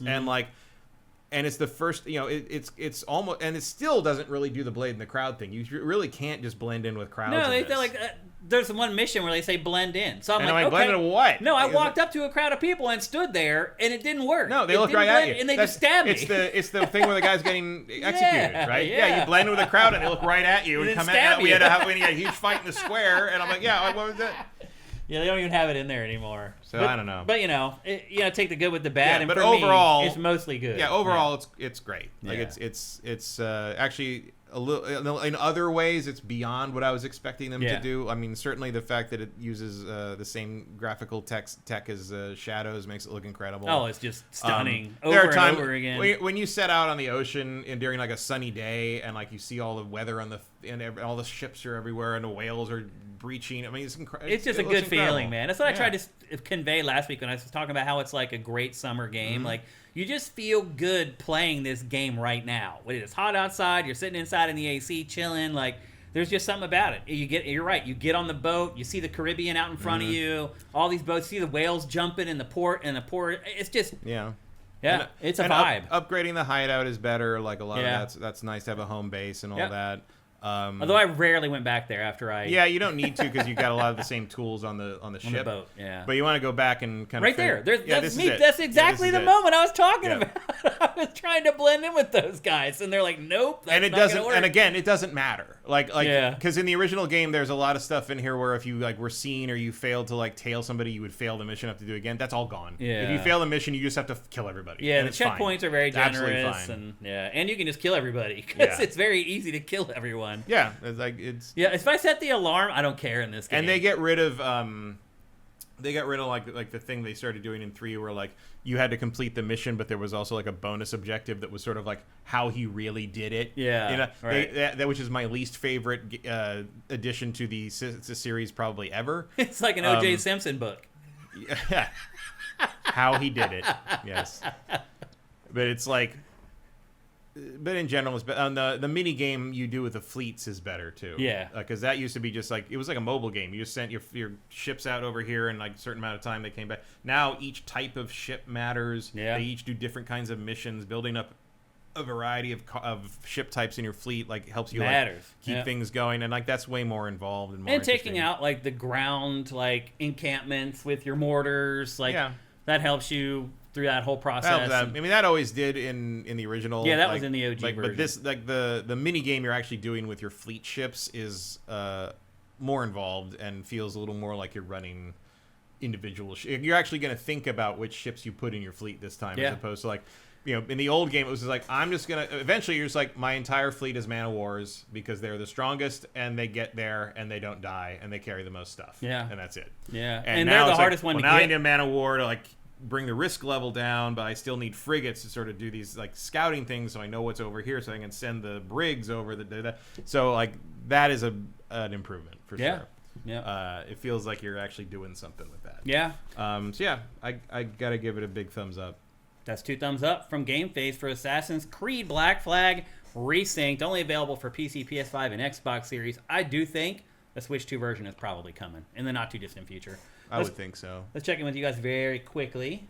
We are in our last hour of the show here already. Man, this time just flies by doing this show. It's crazy. You do not get to rate each mission like I forgot that. I forgot they did that. You did get to give each mission a rating. Yeah, that's not in the game. They also anymore. don't do the thing where the progression on the Assassin's Creed games used to be that DNA strand like when it went. They don't use that anymore. No, they don't. And actually, some of the inventory stuff is a little bonker. Like one thing that I was annoyed by is like you pick up the treasure maps and they tell you like where to go to find the buried treasure. Yeah. When you get there, he'll say something like, "Oh, I recognize this place." Yeah. But in Rogue, you can push up, I think, on the D-pad and it will bring up the map that is relevant. That's nice, actually. And in this, you have to go into the inventory, pick the map. It takes you to the codex, and then you have to find the map you want to use. And sometimes when you go click the map in the inventory, it just goes to the flat codex menu, and you have to back all the way out and do it again. Yeah.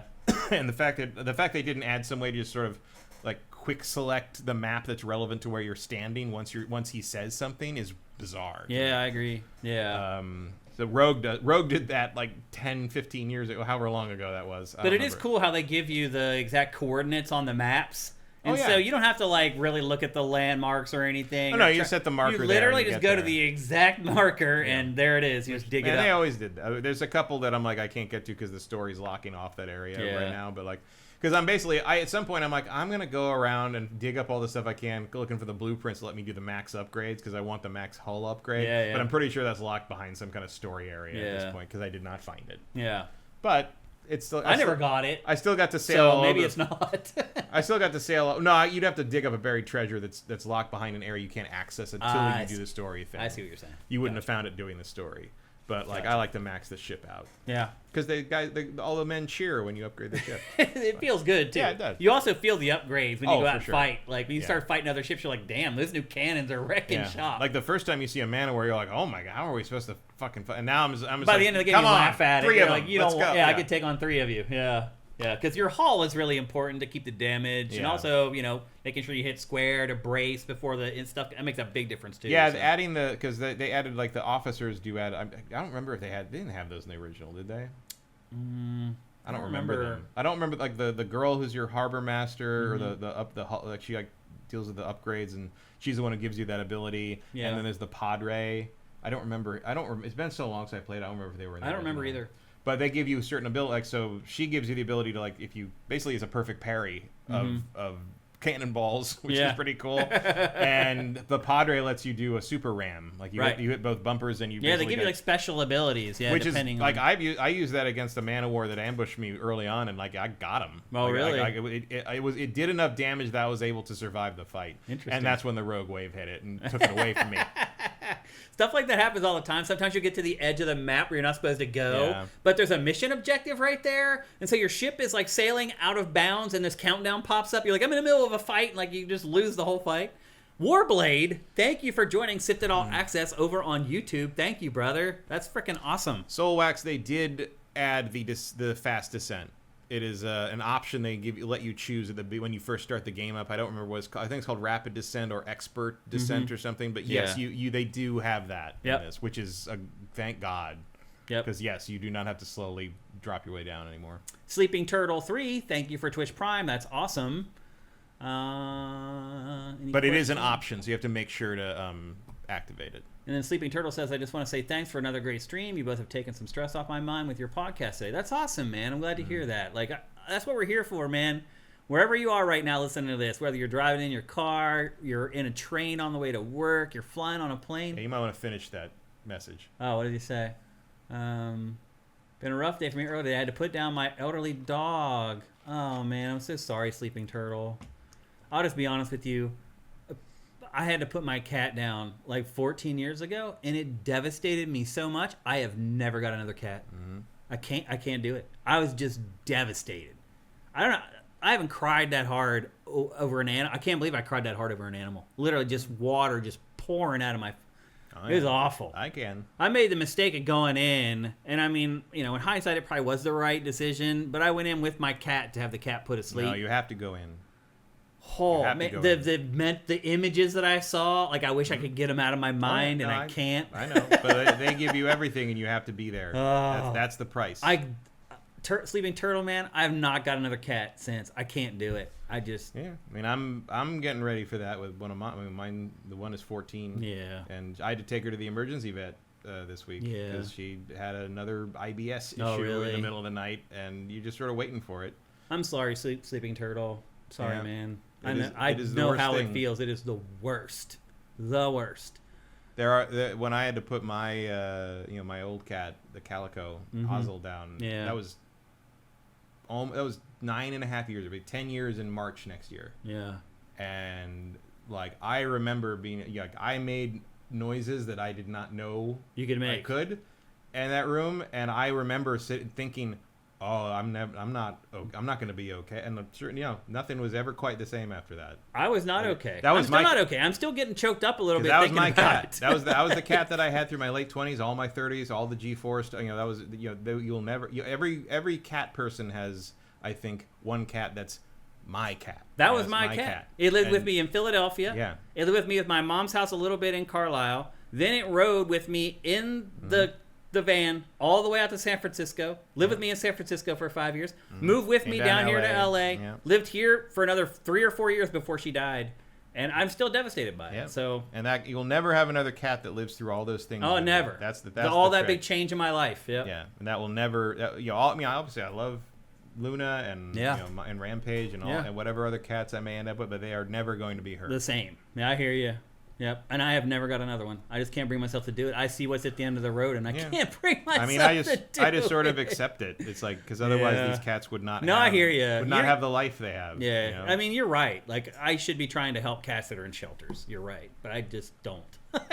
I mean, you're not. It wrong. hurt too bad. You're not, I mean, it's a very hard. I will say, I don't think it's ever going to hurt as much as that. Because that is the first time. Yeah. I mean, it wasn't the first time for me. Right. Because I got her with she was with a bonded pair, and he died like 8 months after I got him. As a kid, I was lucky. We lived in the boonies, and our cats, when they would die, they just go away. So you would just be hanging out with them one day. The next day, they wouldn't be there, and you just never see them again. And a week later, my dad would be like, "She went off to die." And it's easier to deal with that way. Way easier than when you're the one doing it. You have to make that decision. Yeah, it's tough. It's terrible. Yep. So we hear you, Sleeping Turtle. Yep. We're there with you, brother. I know it's a rough day, and we're glad. I'm sorry we we stopped distracting you there. That was now we brought it all back, and we're making you think about it. Now I feel bad about it.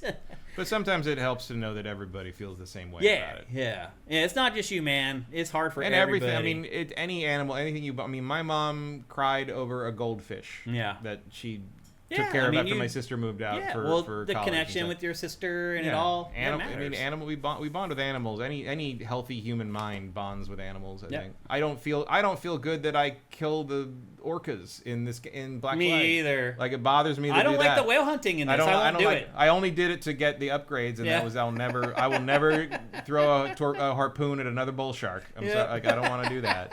I hear you. I felt the same way. All right, we do have to move on, unfortunately, in this emotional moment. Let's move on. Also, the way he you chase down the animals and you assassinate them with it, and he goes, "Oh, that was nice," and it's like, no, it wasn't really, dude. I just stabbed a jaguar 85 stabbed a jaguar in the head. Yeah. I mean, it was impressive that you ran faster than a rabbit. Like, that was, I didn't expect that to happen, but okay. Yeah. All right, it's time to move on. We're going to talk next about college football 27, and I know And I know some of you guys are going to moan right now. I'm going to keep this brief like I always do when I talk about sports games. But this game is gigantic, and there is a segment of our audience that does care about sports video games, and I still need to make sure that they're happy after they watch an episode of GameFace. So I am going to tackle College Football 27. It is also like the only real release for the week. So if we're going to cover any games in this episode, it's going to be College Football 27. And I've been playing it for, I don't know, the last week or so, something like that. And we did not cover College Football 26 because the way the timing just worked out, we had other big games that week. This week it did work out. So EA was a little smarter with the release date for it this time. It put it in a week where there wasn't anything else. And so I've been playing for the last week or so, and I did not even play last year's game, to be fair. So I played 25 when it first came back for the first time, NCAA football, now called college football 27. And I'll admit, I was very impressed with what they managed to do with that first entry. Because if you remember, the way it used to be with sports games, even if they were just coming out for a new console, the first entry on that console would be bare bones. Think back to the first entry of Madden for pretty much every console except for this generation. You basically started over. Yeah. You would have head-to-head and maybe the Dynasty mode, and that's it. And then over the course of the next 5 to 7 years, they'd add in all the other stuff. So by year 7, it's a full game again. New console would come out, rinse and repeat, do it all over again. That has not been the case with college football franchise. It has been a banger since 25, since the first game. And the first year, it sold 20-something million units. It was one of the best-selling games of the entire year. Now, because EA has settled back into its, we got to put the sports game out every year, you're starting to see the sales fall consequently every year after that. But it's not because the game isn't getting better. The game is getting better. And in fact, I couldn't even go through all the updates and changes to 27 from 26 in 10 minutes. We'd have to actually spend the time we usually spend on games to tackle it all. I'm not going to do that, obviously, because I realize, only a certain segment of our audience actually cares. But college football 27, it's come back for, this is its third season now after being gone. Was it a decade, I think, NCAA football was MIA? Something like that? 10 years, 11 years or something like that? I think it came in 2013 was the last year, and then it came back in 2023, I think. So yeah, I guess it was about a decade that it was missing. And I'll be honest with you, the franchise by that point had kind of worn out its welcome for me because they were so gigantic that once you dove into one, they just weren't capable of adding a lot of new stuff to the games each year. But because they've done a reset with college football, I don't know if they started at ground zero enough, but for whatever reason, there's still a lot of additions coming to this. And just the one thing I would say overall is that this game is almost overwhelming. There's so much stuff in it. And it's there's so many modes, but then you get into the modes and the minutia that they ask you to manage and handle it's almost too much. So Road to Glory is where you basically start as a high school player. You're seeing it right now on the B-roll, and you're trying to make it into college. And you start out, you choose whether they're an elite player, a blue chip, a contributor, or an underdog. And then you choose from 8 different positions. And one of the big changes for this season is that they added 3 new positions this year. You can now play as edge, which is basically outside linebacker, tasked with getting sacks. You can play tight end or free safety, in addition to the other 5 positions that have been there for a while. And basically you create your player. You start out in high school. You try to get recruited. In between games, you answer questions from coaches. And then eventually you commit and go to the school. And then you become whatever position you were at that school. It's very low on cinematics and stuff like that. I remember these story modes in Madden, it got to a point where they were just so embarrassing. You're I was ultimately just take them out. It's not They kind of peaked with that first Mahershala Ali story mode. And it just went down from there. And it's almost like with college football, they're you know what? We're not even going to go that far with the whole cinematic thing. And it's better off for it. Because it makes more sense to do this as more, I think also for Madden, it makes more sense to do it like a Crusader Kings 3 thing. Yep. And that's kind of what it is. It becomes almost like a spreadsheet game. You can choose to play through the games if you want to and the practices and all that kind of stuff, or you can just sim them. And then it just really becomes a management sim where you're managing this young player, trying to get him into a good college. And there's all this stuff that goes on in between games when you talk to the coaches. You tell them whether you're into academics or you're into partying or whatever, and that affects who ultimately wants to recruit you. It's basically an RPG for high school football players, which is pretty freaking cool. And again, it becomes almost overwhelming eventually. There's almost too many features in it. Ultimate Team obviously is back because it's in every freaking EA game because it's this big money maker. They have literally updated nothing in that for this year's game because they don't have to. They can just leave. As long as you can buy cards with real money, that's all that matters for Ultimate Team. So if you don't know, Ultimate Team is a card battling thing where you collect cards that have players on them and you build your team. It's almost like your team is a fantasy team because you have players from every college on it.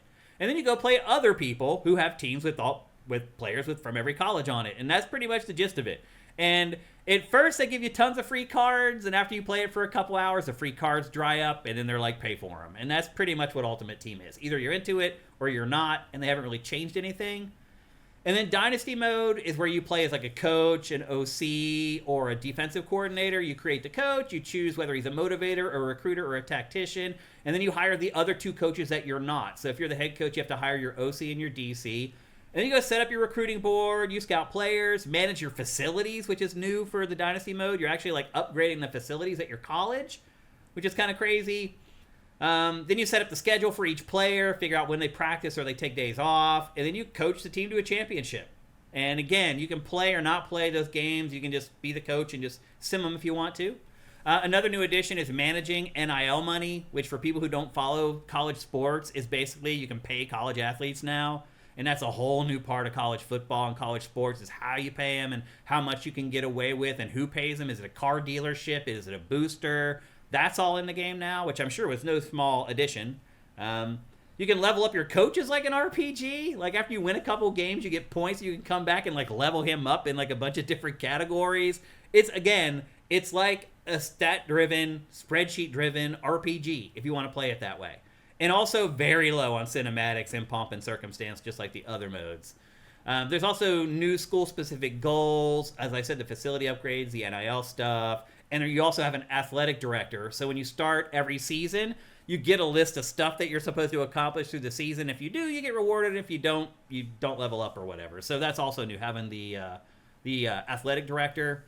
And then the road to CFP, you just basically play online against other humans in a big tournament tree trying to win the college football championship.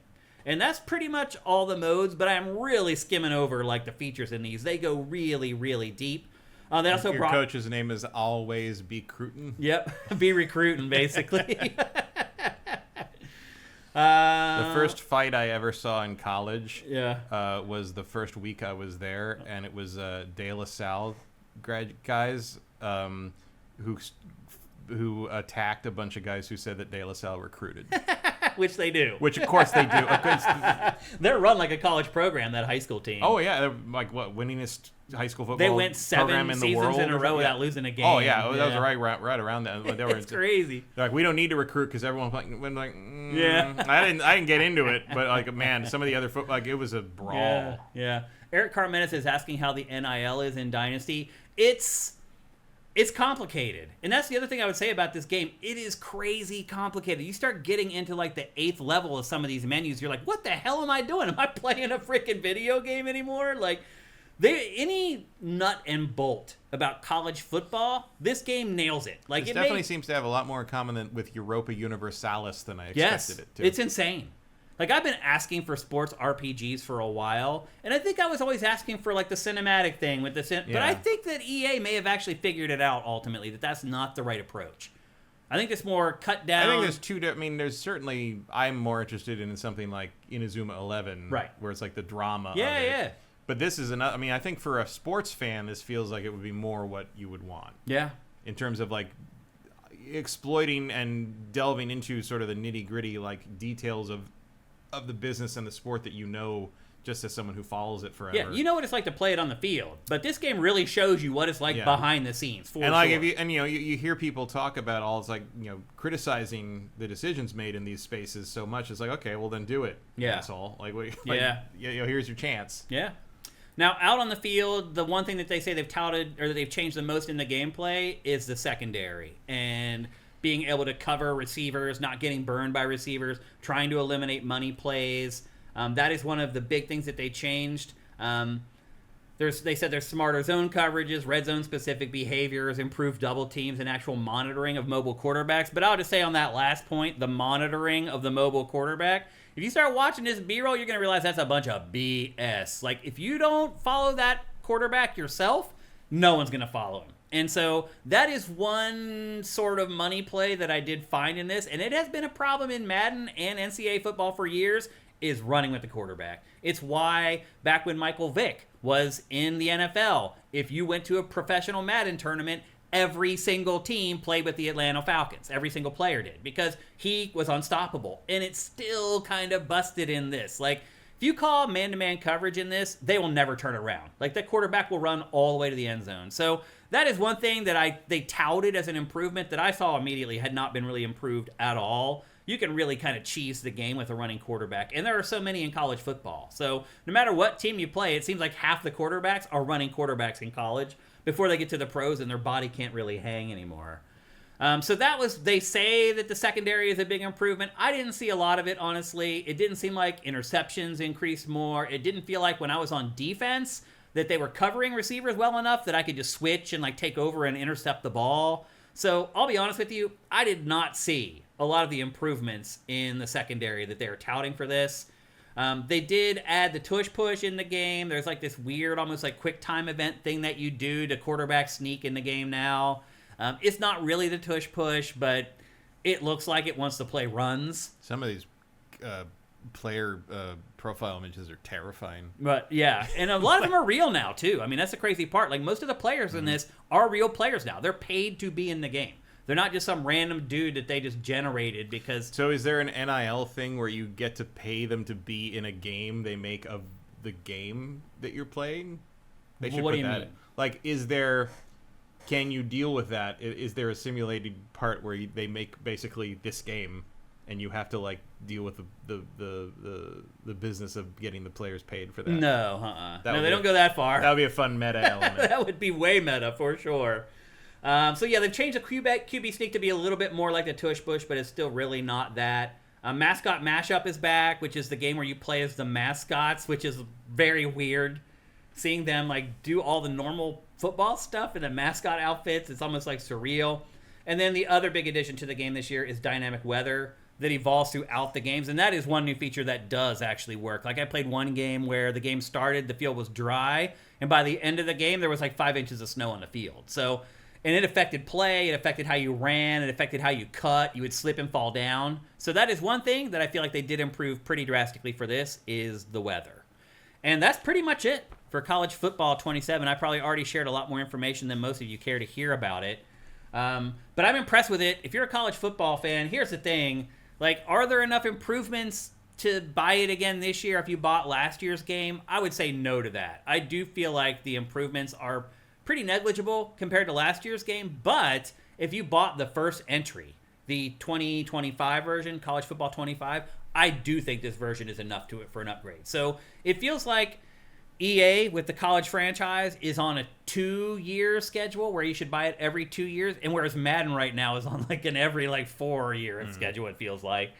You are still seeing... Nope, there he goes. Yep, there he goes. You are still seeing and feeling the improvements in this, whereas in Madden it's really hard to spot them and find them. The other thing, too, that's so different about this game, there's so much work that goes into this compared to Madden, man. Because just like the pageantry. Yeah, because every team has like this crazy opening. And half of the fun for me in recording this B-roll was trying to remember the college teams that had elaborate like game opening things. Like Florida State, I always know that they have the crazy guy on the horse, putting the spear down into the ground, blah, blah, blah. And it's just, you don't have to do this in Madden. You don't have to have these cutscenes before the game that goes through their stuff. Yeah, they just run out of inflatable helmets, and that's the end that's of pretty it. much it. Yeah, that's all of it. So there's so much more work. The team-specific chants and stuff, like doing the tomahawk chop. Like, there's another team where they almost do like this weird like mohawk thing with their hand. I don't know what they're doing, but you have to do all that stuff in this game, and you don't have to do it in Madden. Like, this has really become the superior American football product coming out of Electronic Arts right now. This is the best football game you can play. So I know a lot of people just want to play NFL because they don't care about college. I'll be honest with you, I'm kind of the same way. I'm a Temple alum, and their football team is terrible. And half of the fun for me in playing this game is trying to take terrible Temple to the national championship. But most people, if you don't care, if you didn't go to college or whatever, and you just have a local NFL team, you don't care about this. If you do care just about playing, I guess my college is not in this. Yeah, it's not. But if you do care about just a good game of football that has all the features you could ever want, has great online play without any lag, I think the college football product is your choice going forward here. So we'll see what Madden does in August, but last year's game was a huge, huge disappointment, and the one before that wasn't much better. So I've kind of bailed on the Madden franchise at this point, and I enjoy playing the college football game way more. And not because I like college football more, because the game itself is just better to play. So there you go. That's college football 27. I know you guys probably don't have any questions about it, but there's some stuff going on over on YouTube I want to say thank you for CFHX. Thank you for the super chat. He says, regarding last week's episode, not liking videos will result in that content disappearing from your feed, in my experience. I could be wrong. Nonetheless, great show, boys. Thank you. We appreciate you. You show up almost every single week and give us a super chat. Thank you. I can't tell you how much it means to us. Eric Cartman is FSU. He must be a Miami fan or a University of Florida fan. Barry Gooser says, Madden 27 going to counter with random close-ups of Taylor during Chiefs games. I'm sure they'd have to pay her for that, unfortunately. Yeah, they would. Might be worth it, though. AJ the Legend Watson, this is a good question. How is the presentation of some of the smaller schools versus the bigger schools? There's no difference, AJ. That is another thing I was impressed with. Like, going to play a game in this little rinky-dink, like, AA college, like the college that you went to or whatever, they give just as much attention. I don't think we even have any A's. Yeah, just single A probably. Barely. But they give just as much attention to Division detail 5, on that. last I checked. Yeah. So, AJ, they do a really good job on it. They really went the extra mile on this. It's pretty amazing they got this done in a year, honestly. While I was there, they downgraded us a division, and so we could no longer play our quote-unquote rival, which was Santa Clara. No, geez. And so they tried to start a rivalry in basketball with Santa Clara, and the Santa Clara team was just like, what are you doing? Oh. Like, just go away. Well, that's funny because in this game, I played as Temple, and I was playing, through, like, the road to whatever, and, like, Temple's freaking terrible at football, but the first game is against Penn State, and they go, it's a rivalry game, Temple versus Penn State, and I'm thinking to myself, that's only a rivalry game if you're Temple. Yeah. Penn State does not consider Temple a rival. And the next screen pops up. It shows the lifetime record of Penn State versus Temple. It was like 44-6. And it said rivalry game underneath it. It's like, I think that's a one-sided rivalry. Yeah. But yeah, they handle scrappy-do moment. Yeah. Yep. But AJ, they handle every school the same. Like, they really don't play favorites at all. They do a great job with all of them. And then Eric Cartman I saw he said something about using the linebacker spy to contain running QBs. You're right. That's what you're supposed to do. It just doesn't work. Like, you saw on the B-roll there at the end. Like, they're just running free. It doesn't matter whether you assign the spy or not. You have to be the spy. So that's definitely a drawback with the game. And I'm sure if you play online, which I only played like 1 or 2 games, but I'm sure if you play a lot online, everyone's using running quarterbacks. Good luck, Mr. Spy. Yeah, pretty much. All right, I think that's it. Yeah. Oh, E-Demon does say, weirdly, they're responding to complaints that remove the microtransactions from the single-player mode. Yeah. There's been a couple stories about microtransactions this week. Like, people were mad at Assassin's Creed Resynced over, optional DLC. Well, it's the same DLC they've had for, 10 years. Yeah. And it's just outfits and shit. Like, you can tell that these people, it's just people, grifters, stirring up trouble because, because they're all people who haven't played these games. Yeah. It's it's the same thing. It's the same microtransactions that have been there since Origins. Yeah. Outfits, cosmetics, ship crews, sales, it doesn't matter. Yeah. And the thing that basically reveals the whole map, you want to pay $2 or whatever. Yeah. And why would you? Why are people complaining about college football 27 microtransactions when it has Ultimate Team, which is the biggest money squeezing scam of all? I guess because that's the whole mode. Yeah. It's you have microtransaction scam mode, and they just don't want it bleeding into the other things. Yeah. Which is fair. Yeah, I guess so. All right, there you go. That's College Football 27, the biggest release of the week. And I know a lot of you guys don't care, but that game is probably going to sell very, very well. So, all right, well, we have surprisingly reached the end of GameFace episode 488, which means, of course, there's just one thing left to do.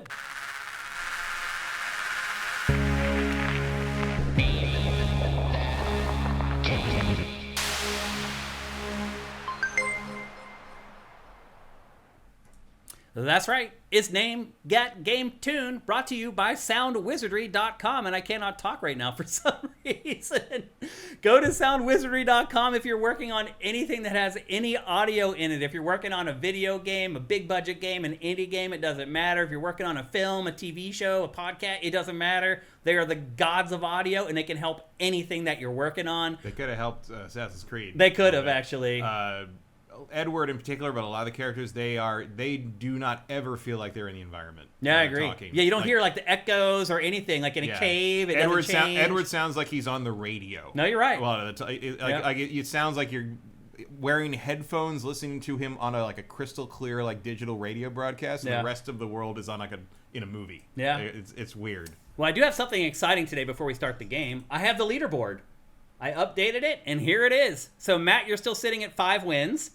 Emperor Gestal 84 is sitting at 3. I didn't even realize last week that when Checkmate 00791, that was his second win. Mm-hmm. So he is now 1 behind Emperor Gestal 84. So you guys are dueling it out. And then everybody else has 1. And again, if you're looking at this list and you're like, hey, wait a minute, I won and it's not on there, let me know. Send me a DM on Sifted. I'll make sure that I update this. I think it's accurate, but I could have missed one. Who knows? But as of right now, Matt's the leader with 5, and then we got 3 and 2 for Emperor Gestal and Checkmate respectively.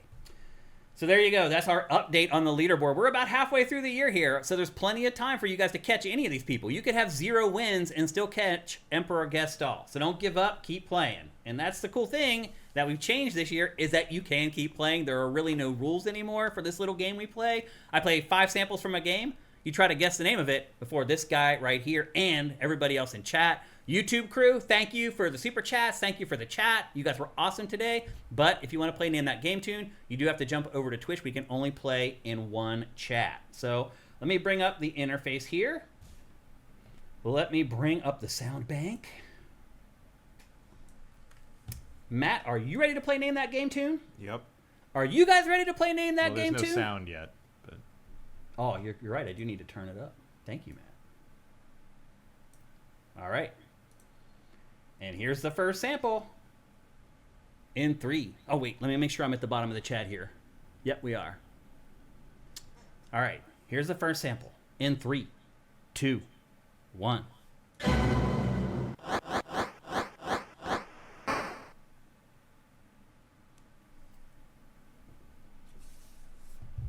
Any guesses? Joaquin Dragoon, I won 2 years ago. Okay. Contra, no. Smash Brothers 64, no. Super Smash Brothers, no. A lot of people thought it was Smash Brothers. I do recognize that. I don't remember what it is, though. Star Fox 1, no. NBA Ballers, no. He thought that was the sound of the ball banging off the rim. Jet Set Radio. No. Not Jet Set Radio. That's really funny. I can see why you thought that was a basketball game. That's hilarious. Oh, yeah, I just lost everything. Here we go. Star Fox, no. NBA Ballers, no. Star Fox 64, no. Ace Attorney, no. Contra 64, no. Actracer, no. Something older than me, maybe. Psychonauts 1, nope. Virtua Cop 2, no. Lots of Star Fox guesses, no. Arkanoid, no. Mace the Dark Age, N64, wow. No, that's not it. NFL Blitz, no. Super C, no. Any last guesses on that first sample before we move on? Halo Combat Evolved, no. But that may be next week. We'll be reviewing Campaign Evolved next week. I think it comes out on the 21st. It's going to be tight. Yeah, I don't think so. Halo Combat Evolved, no. All right, any last guesses? Going once. Oh, going twice. Sold. Here's the second sample. In 3, 2, 1.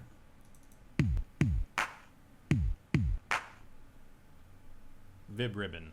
No. Majora's Mask, no. Tony Hawk's Pro Skater, no. I can see why you would say that, though. Video games. DJ Hero. Nope. We have a winner. It is Tekken Master. It is Toe Jam and Earl. Great job. Wow, I'm surprised you got it off such a limited clues. I really thought we'd get to the third one before somebody won. Emperor Dread got it right after him. Did he? Who did? Emperor Dread. Just too late. Here are the last 3 samples. Here's the third one. Here's the fourth one.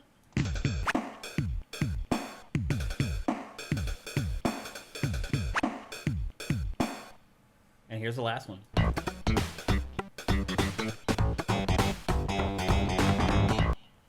There you go.